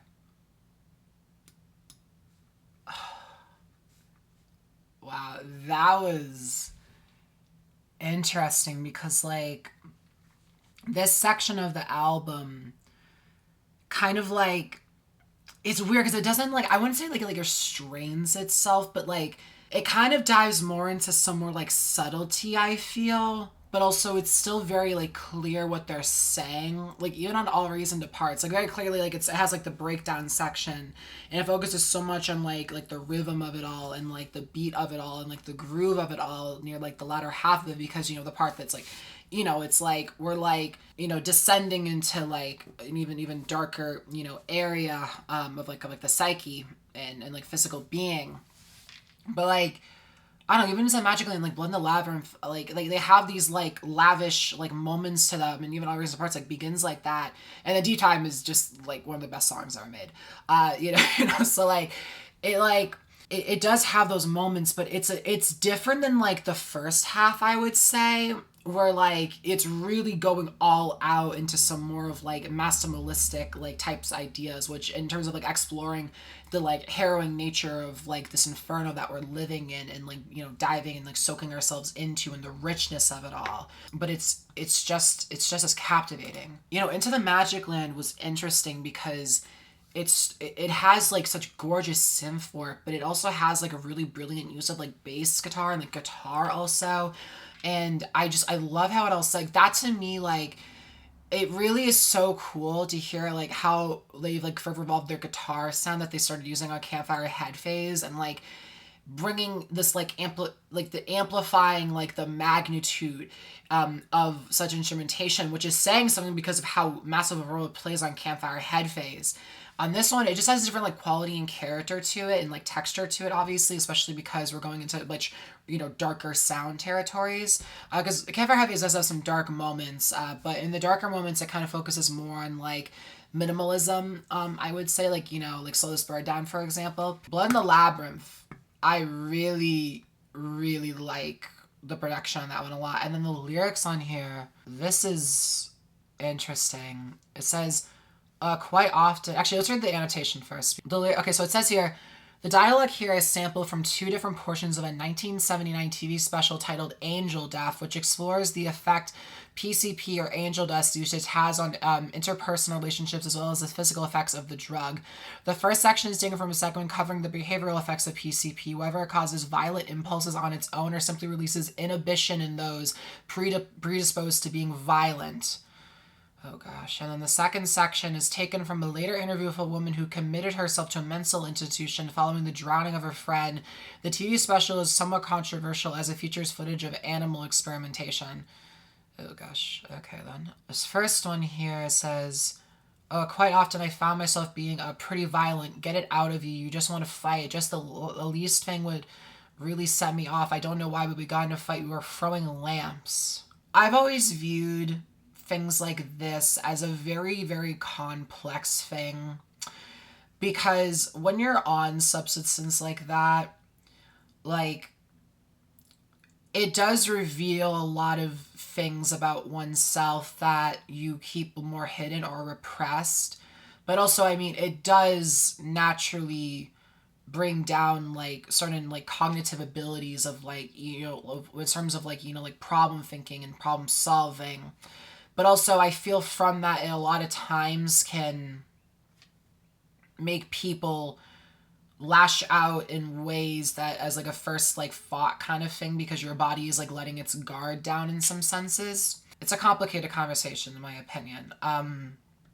But I think the thing that is interesting is that, like, it's like if we're talking about, like, you know, if a cause of violence is owner simply versus inhibition and those predisposed to being violent, it's like, okay, so like where does those inhibitions and where do those, like, you know, impulses come from, you know, or just desires in some senses too, potentially, like where do those come from? A lot of times it comes from how, like, you grew up, you know, in a lot of ways. And so again, I think it kind of like circles back to all of that. And, you know, if we're going to talk about labyrinth, actually. So the definition of labyrinth is a complicated, irregular network of passages or paths in which it is difficult to find one's way, a maze. It's interesting. It's like there's these like different like paths and stuff like that kind of like lead to like the center of like a root like cause or like action in a lot of senses. And so it's like with this, it's like it says, like, I don't know why we got into a fight, we're throwing lamps. Like you don't know why, so it's like you're on this thing that, like, there's blood in that labyrinth of it. This labyrinth of, like, this maze that's, like, revealing all of these, like, things about yourself or your surroundings, and it brings out this moment in you, but to get to that core moment, you have to go through that maze, and it's like, but you don't know why a lot of times, because the fact it's, like, it's hard to get through it, because, like, the maze type. That's what I'm thinking about conceptually. But then also says, I got out of the swimming pool and I watched her. Even when she was at the bottom, I said, oh, we're bad and now we're doing something, you know. And when I finally did dive in and get her, she was already dead. And after that, I just ran off screaming. That is so horrible. It says, even when she was at the bottom, I said, oh, we're bad and now we're doing something, you know. So it's like kind of like, if I'm interpreting what she's saying correctly, she's trying to say how, like, you know, we're not good people, so, like, now we're, like, doing something to, like, cope with that, or, like, relieve ourselves of that, or just, like, explore that, and then when you finally dive in to be like, no, and she's already gone and dead, and I thought I just ran off screaming because, like, you, obviously, it's a deeply traumatic experience, obviously, but realizing it and it's settling in with you, like, truly, like, how like, you're coping with everything, like, internally, like, that's really, really haunting. And then Deep Time, like, yeah, like, not even what to say about Deep Time. That song is just, what a song. And then All Reason Departs. Okay, this one is really interesting. This intro part specifically, I want to talk about, because, you know, I talked about a little bit how, like, the second half of it, what I like about it a lot. But this intro part, it says, there is a magical operation of maximum importance, the initiation of a new initiation of a new aeon. Sorry, there you go, Violet, good job. Before man is ready to accept the law of Thelma, I think that's what I said, the Great War must be fought. The bloody sacrifice is the critical point of the world ceremony of the crown and conquering child as the Lord of Aeon. Okay, so this annotation says on Genius, this speech is taken directly from Aleister Crowley's Magic 4. The passage is found within Part 3, Magic and Theory and Practice, under chapter, is that 12? I hope I know my Roman numerals correctly. Let's check. I think that's 12. Good job, Violet. It is 12. Good job, girl. Of the bloody sacrifice in matters cognate. The full text is as follows. One last word on this subject. There is a magical operation of the maximum importance, the initiation of a new aeon, sorry, I'm so bad saying words. I'm so sorry. I know I keep saying that too, so I'm sorry that I keep saying sorry. When it becomes necessary to utter a word, the whole planet must be bathed in blood. Before man is ready to accept the law of Helium, the Great War must be fought. This bloody sacrifice is a critical point of the world ceremony of the proclamation of auras, the crowned and conquering child as Lord of the Aeon. So within the esoteric philosophy of Thelma, the Aeon of ours detonated a new astrological age that humanity was being ushered into. Interesting. So the inner area is being associated with self-realization, individualism, and the pursuit of one's true will. The Great War refers to a violent global upheaval, often retroactively thought to be World War I. We're kind of now getting to, like, the point in the album where it's like, you're starting to understand like your own individuality and how important it is, which makes sense like coming after deep time, which is interesting. But the part here that I find so interesting is the bloody sacrifice is the critical point of the world ceremony of the crowned and conquering child. Yeah, so it's like talking about embracing a new sense of like oneself, but really like from individuality and like the power that you have from that. So this bloody sacrifice is the critical point of the world ceremony of the crowned and conquering child as Lord of the Aeon. So, like, let me look this up. Yeah, so like Aeon is like a long like period of time. So, world ceremony of the crowned and conquering child. So, like that part to me is like is so important. Is that it's like we've talked about how like you've grown up in environments where it's like the individuality is gone because it's been like controlled and like I was conquered. So now it's like the bloody sacrifice is critical point of this world. Interesting. So I'm not gonna be able to fully explain it all perfectly right now, but there is a magical operation of maximum importance, like because there is like a magic and like finding like your own individual self and perspective again. So interesting too. How the sun is coming back up, I guess, as we get to that point. So yeah, but that song is really, really good, and I like it too with that sample. Now it like goes into like the latter part of it where it kind of like breaks down a bit and it becomes a bit more minimalistic and about more of just like the kind of like trying to like piece together like where we're going, because there's like kind of like an emptiness there now on purpose. But like when you fully realize like what's happening, it's more so just like minimalizing like the grand feelings of everything and like pinpointing like certain directions on where to go and where to break down and like rebuild from first. Alrighty, now we got the last 4 tracks. We got Arena, Americanada, The Process, You Retreat in Time and Space, and I Saw Through... Actually, okay, let me look this up how to pronounce this now, because I am going to keep messing it up if I do.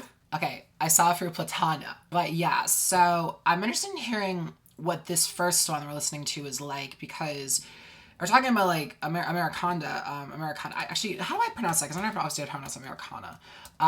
But this seems like it's dealing with something even like grander than just that. I'm assuming like this is going to deal with like Americana stuff and like how deeply problematic a lot of it can be and how harmful it can be also. So yeah, and then like The Process, Your True in Time and Space, and then I Saw Through Platonia. Platonia. Okay, yeah, good job, girl. We're getting there. But y'all, here we go. The last 4 songs. Oh my goodness. To anyone who's watched this whole thing so far, thank you. I'm having a lot of fun doing this, even though this album is pretty dark. I'm excited to wrap it up, so here we go. Oh gosh, here we go. Alrighty, so track 15, Arena Americanada. Yes, I think that's how I pronounce it. Here we go. If it'll play. Is it gonna play? I didn't realize. There we go.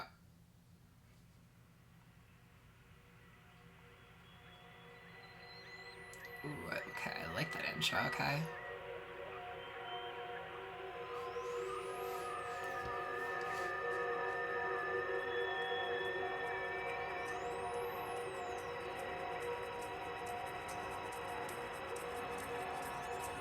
I like the shaker on it.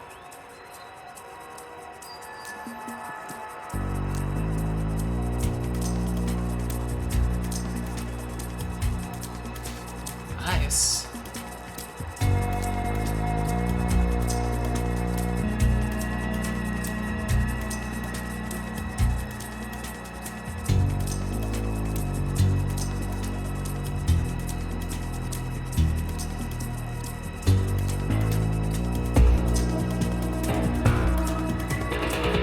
Oh, nice.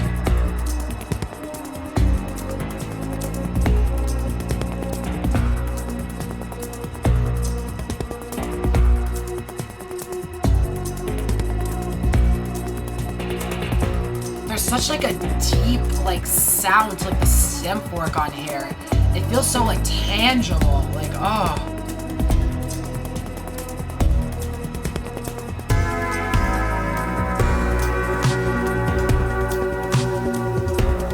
Oh my god, yeah. Yes. Oh my god.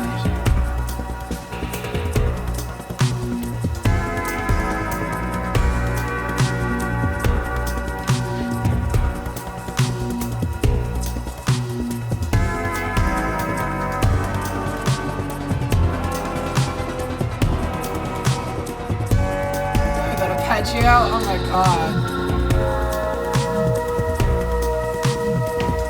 God, this feels like a journey.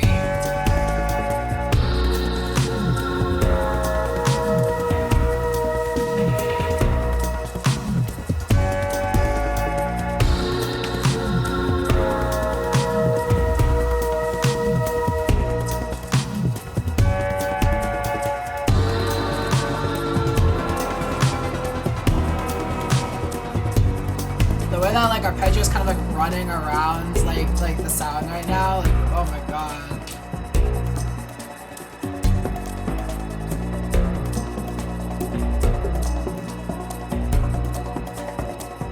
Really interesting use of chords and arpeggios on this one.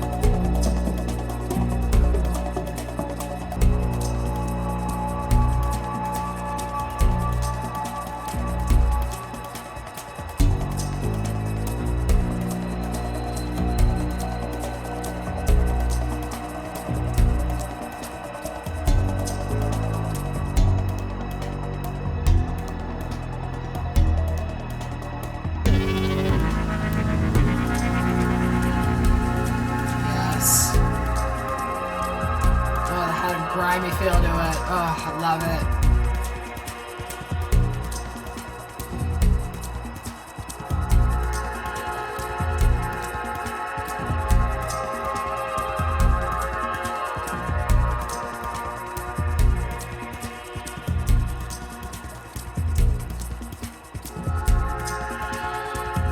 Oh, that pad is so good. Oh my god.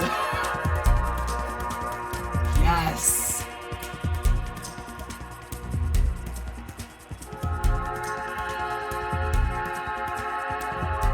Oh my god.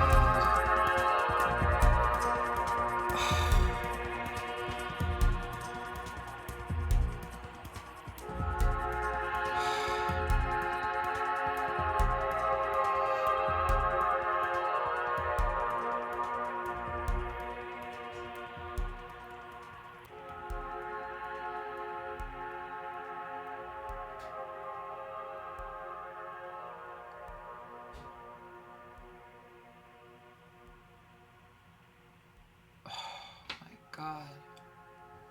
That is such a good outro. Oh my god. That pad is really, really good. Okay, track 16, The Process. Ooh.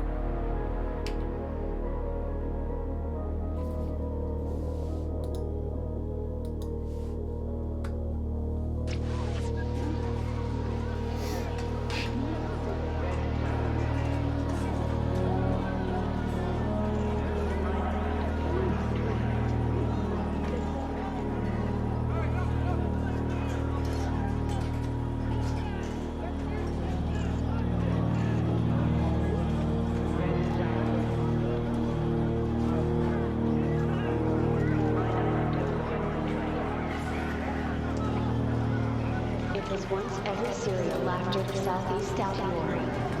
We have a photo scene that fantasy the pre-coronation had.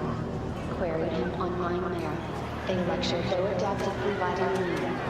World and water, or the reserve line mass deployed dead mirror. There. Fifth quote was to burn Runetrist and all his atrocities. We. Notice no required, although they were refreshingly piped, and a rager without her road intricately stronger.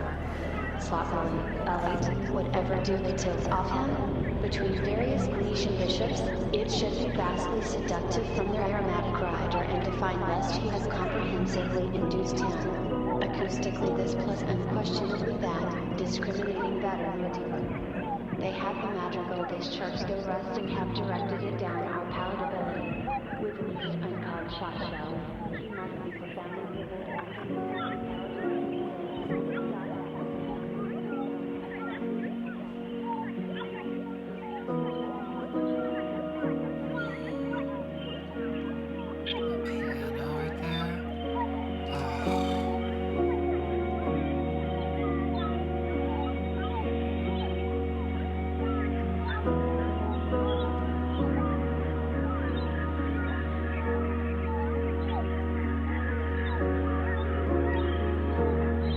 This song kind of sounds like healing from like trauma.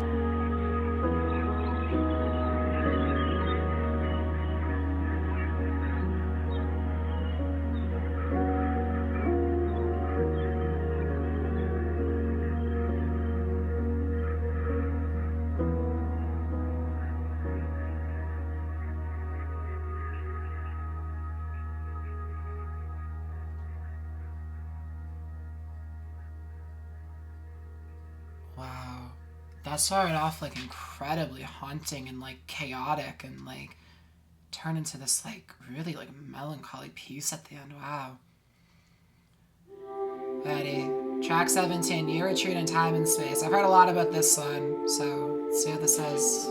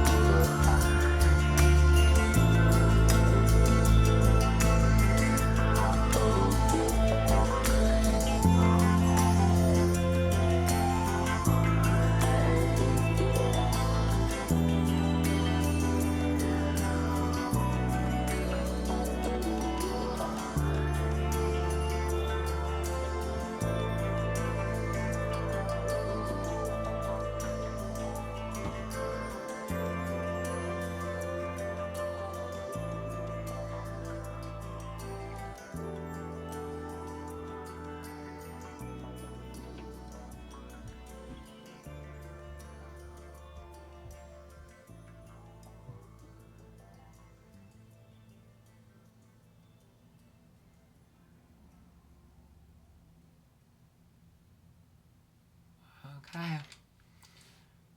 The last track. Last track, everybody. Here we go.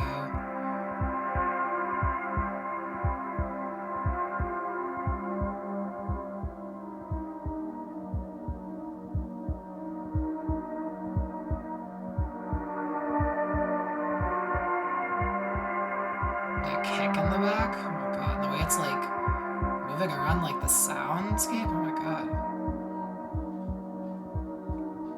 The use of imaging on this album when like it moves like the kicks around and like the vocals like layering, really, really good.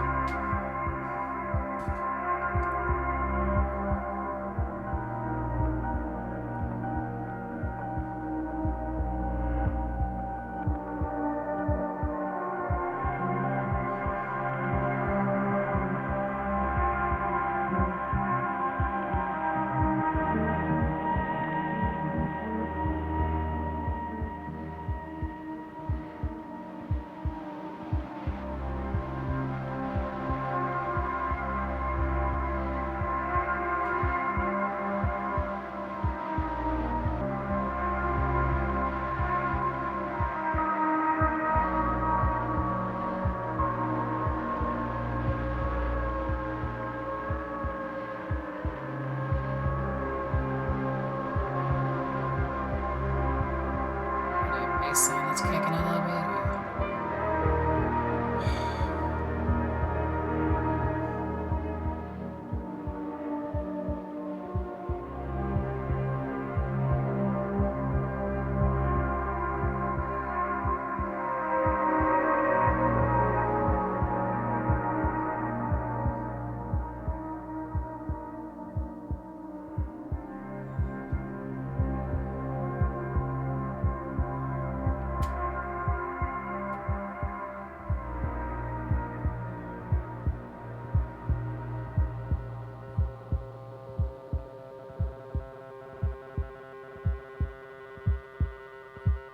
Nice.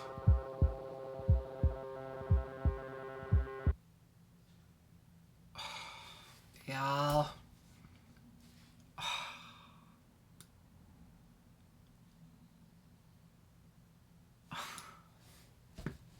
It just cuts to silence there, and it's just like silence for a few seconds before the album officially ends. Oh my goodness.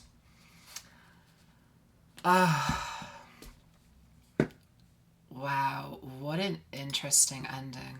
Okay, so Platonia is like it's like platinum. So it's like a native alloy of platinum with palladium, iridium.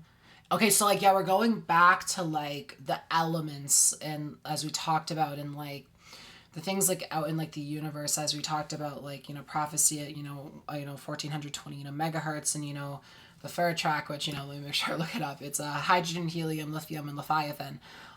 So like we're going back to that, like after you retreat in time and space, and so going back and like you're retreating like within time and okay, interesting. Okay, so let's take this like one by one. Okay, so Arena Americana, whatever, however it's pronounced, very, very good. I really, really like the different moods that it's exploring, and it's a very, very like, it seems like it's a record that's like trying to like figure out itself, but like it's on purpose, I feel like, and like I really like admire that about it, and it's very good. And then the process like starts off with this like haunting, just like in your face direct like sound and these like details and like sound editing, and then it like goes into this like melancholy like piano piece. Before that, it has like this vocal passage here that hasn't fully been decoded yet, at least on Genius, but it says here it was one southeast. We have the pre-coronation path there and all these atrocities. We noticed the acquired, although they were refreshing and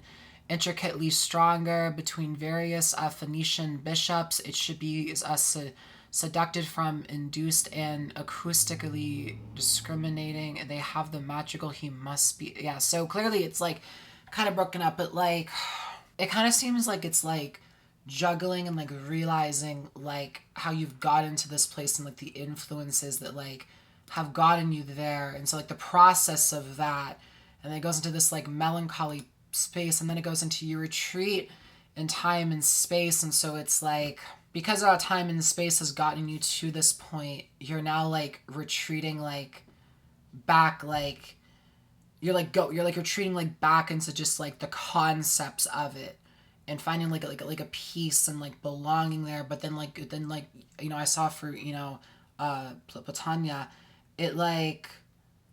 it's like you see through like, it's like you're struggling to like understand like the prophecies that are being told to you by these like elements and moments within the universe and like the cosmos.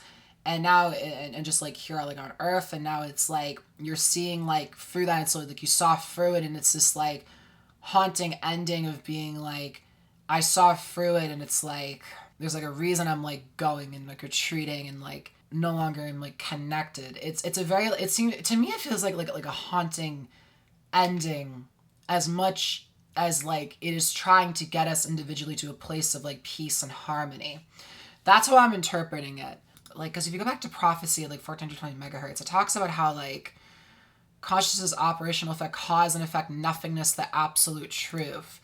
It's kind of like you finally figure out like that nothingness, absolute truth, and it's like seeing like through these elements and like what they're really truly like made out of and how they've bonded together to make this universe the way it is. And so it's like, I don't know, it's like escaping it in a sense perhaps, but also it's like the dread of that happening and like realization. Like, I don't know, it all like, this album, it's so interesting because it sounds in a sequence to how I thought it was going to be, but also it's surprising and refreshing also in a lot of ways also, because I assumed like after hearing like, D-Time, we heard that on tape 5, and then, we heard like the singles, like I assume, the title, Inferno with the cover art and the artistic direction, like I assumed that we were going into places on this one that we're going to deal, with like finding one's individualized self again, and like a sense of peace and a sense of belonging and just a sense of like stillness. But, we have to go through, the darkest places of manic states and paranoia and like abuse and like, trauma flashbacks and just coping with that and healing with that. And, and breaking free from the control that's been inflicted upon you, even possibly, from birth. And it seems like, though, that it's like, it shows like how horrifying of a process it is, though, and a lot of times like how harrowing of experience is to get to places of peace. And even when you do, like, you still reconcile and have to accept the fact that, like, once you see through a lot of the manipulations of life and just how this world was built and born, that it's like, it is like a lot of times like an inferno type state. This album, it's interesting because like the first half of it, I absolutely adored. And then the second half, I of course liked it, but there's so much here that clearly it's kind of like prophecy at 420 megahertz, where it's like, it needs time, I think, for me to fully click together and process it, which I love it when albums do that. Like, I think that it's really, really profound when they do that, and I think that becomes even more meaningful, and you get even more of an emotional connection and attachment to works like that through that kind of, listening experiences. And so, yeah, I'm just interested in hearing how this album evolves for me, how it continues to bloom and just, like, blossom for me, because I really, really like it a lot. It is such a bold direction for them in a lot of ways, because it deals with a lot of like familiar territory with them in terms of like exploring like like groups of people and like family and just like the influences that we've had in our lives and how we've gotten to the places we are, and like like protecting the inner child and the family around us. And this one is doing it though in a sense of like really going into like the dread of it all, like more than ever. But there is like this like light at the end, but like it's like a nuanced one, like that's how I'm interpreting it just on a first listen. So yeah, what a journey. I'm glad I did this on camera. I'm really glad I finally made some Boards of Canada videos. I know I've made it clear by now how much these guys mean to me, Mike and Marcus, but they're musical geniuses. I adore them. Electronic music is my favorite genre of music, and besides like William Basinski, like these guys like have really changed my life the most when it comes to like electronic stuff in terms of what inspires me the most and I feel the most connected to emotionally. And so I just cannot thank them enough for what they've done. I'm just so grateful I got to experience an album rollout, because I already seen people being like, are we gonna get another album? Genuinely, like, I'm at a point now where it's like, I'm not gonna say I don't care, because of course I would love more music from them, but like, I'm just grateful that I got to experience this.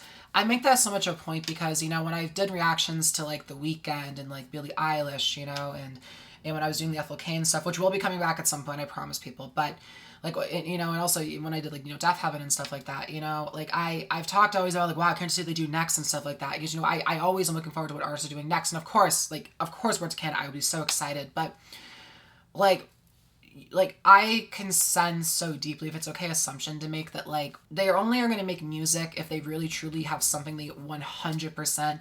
I think a lot of artists are like this, of course, but there is a sense of how they handle perfection in terms of like how it emotionally connects to them, and there's a reason why this album is coming out at the time that it is, clearly, I feel, especially what it's exploring and tackling, and what the statement that they're making on all of this, that it's like, if this is it, you know, like, I am just so grateful I got to experience something, you know, and so yeah, of course I love more music, but like, again, like, I'm just so grateful I got to be here for this, and I got to, you know, do it all on camera with my viewers. I'm sure I'll probably maybe eventually make like more videos talking about Boards of Canada. I mean, I will definitely. Thank you to everyone who watched this and who cares about my opinion on Boards of Canada and joining me for this wild ride of an album. Really, really, really good in my opinion. And so yeah, definitely let me know y'all thought down below. I'd love to hear all your opinions, and can't wait to see where this album takes me in the future.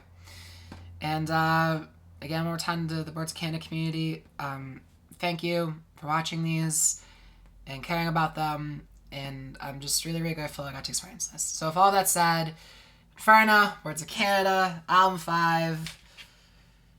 Yep. Just crazy. Ready? I'll see y'all later. Bye and take care.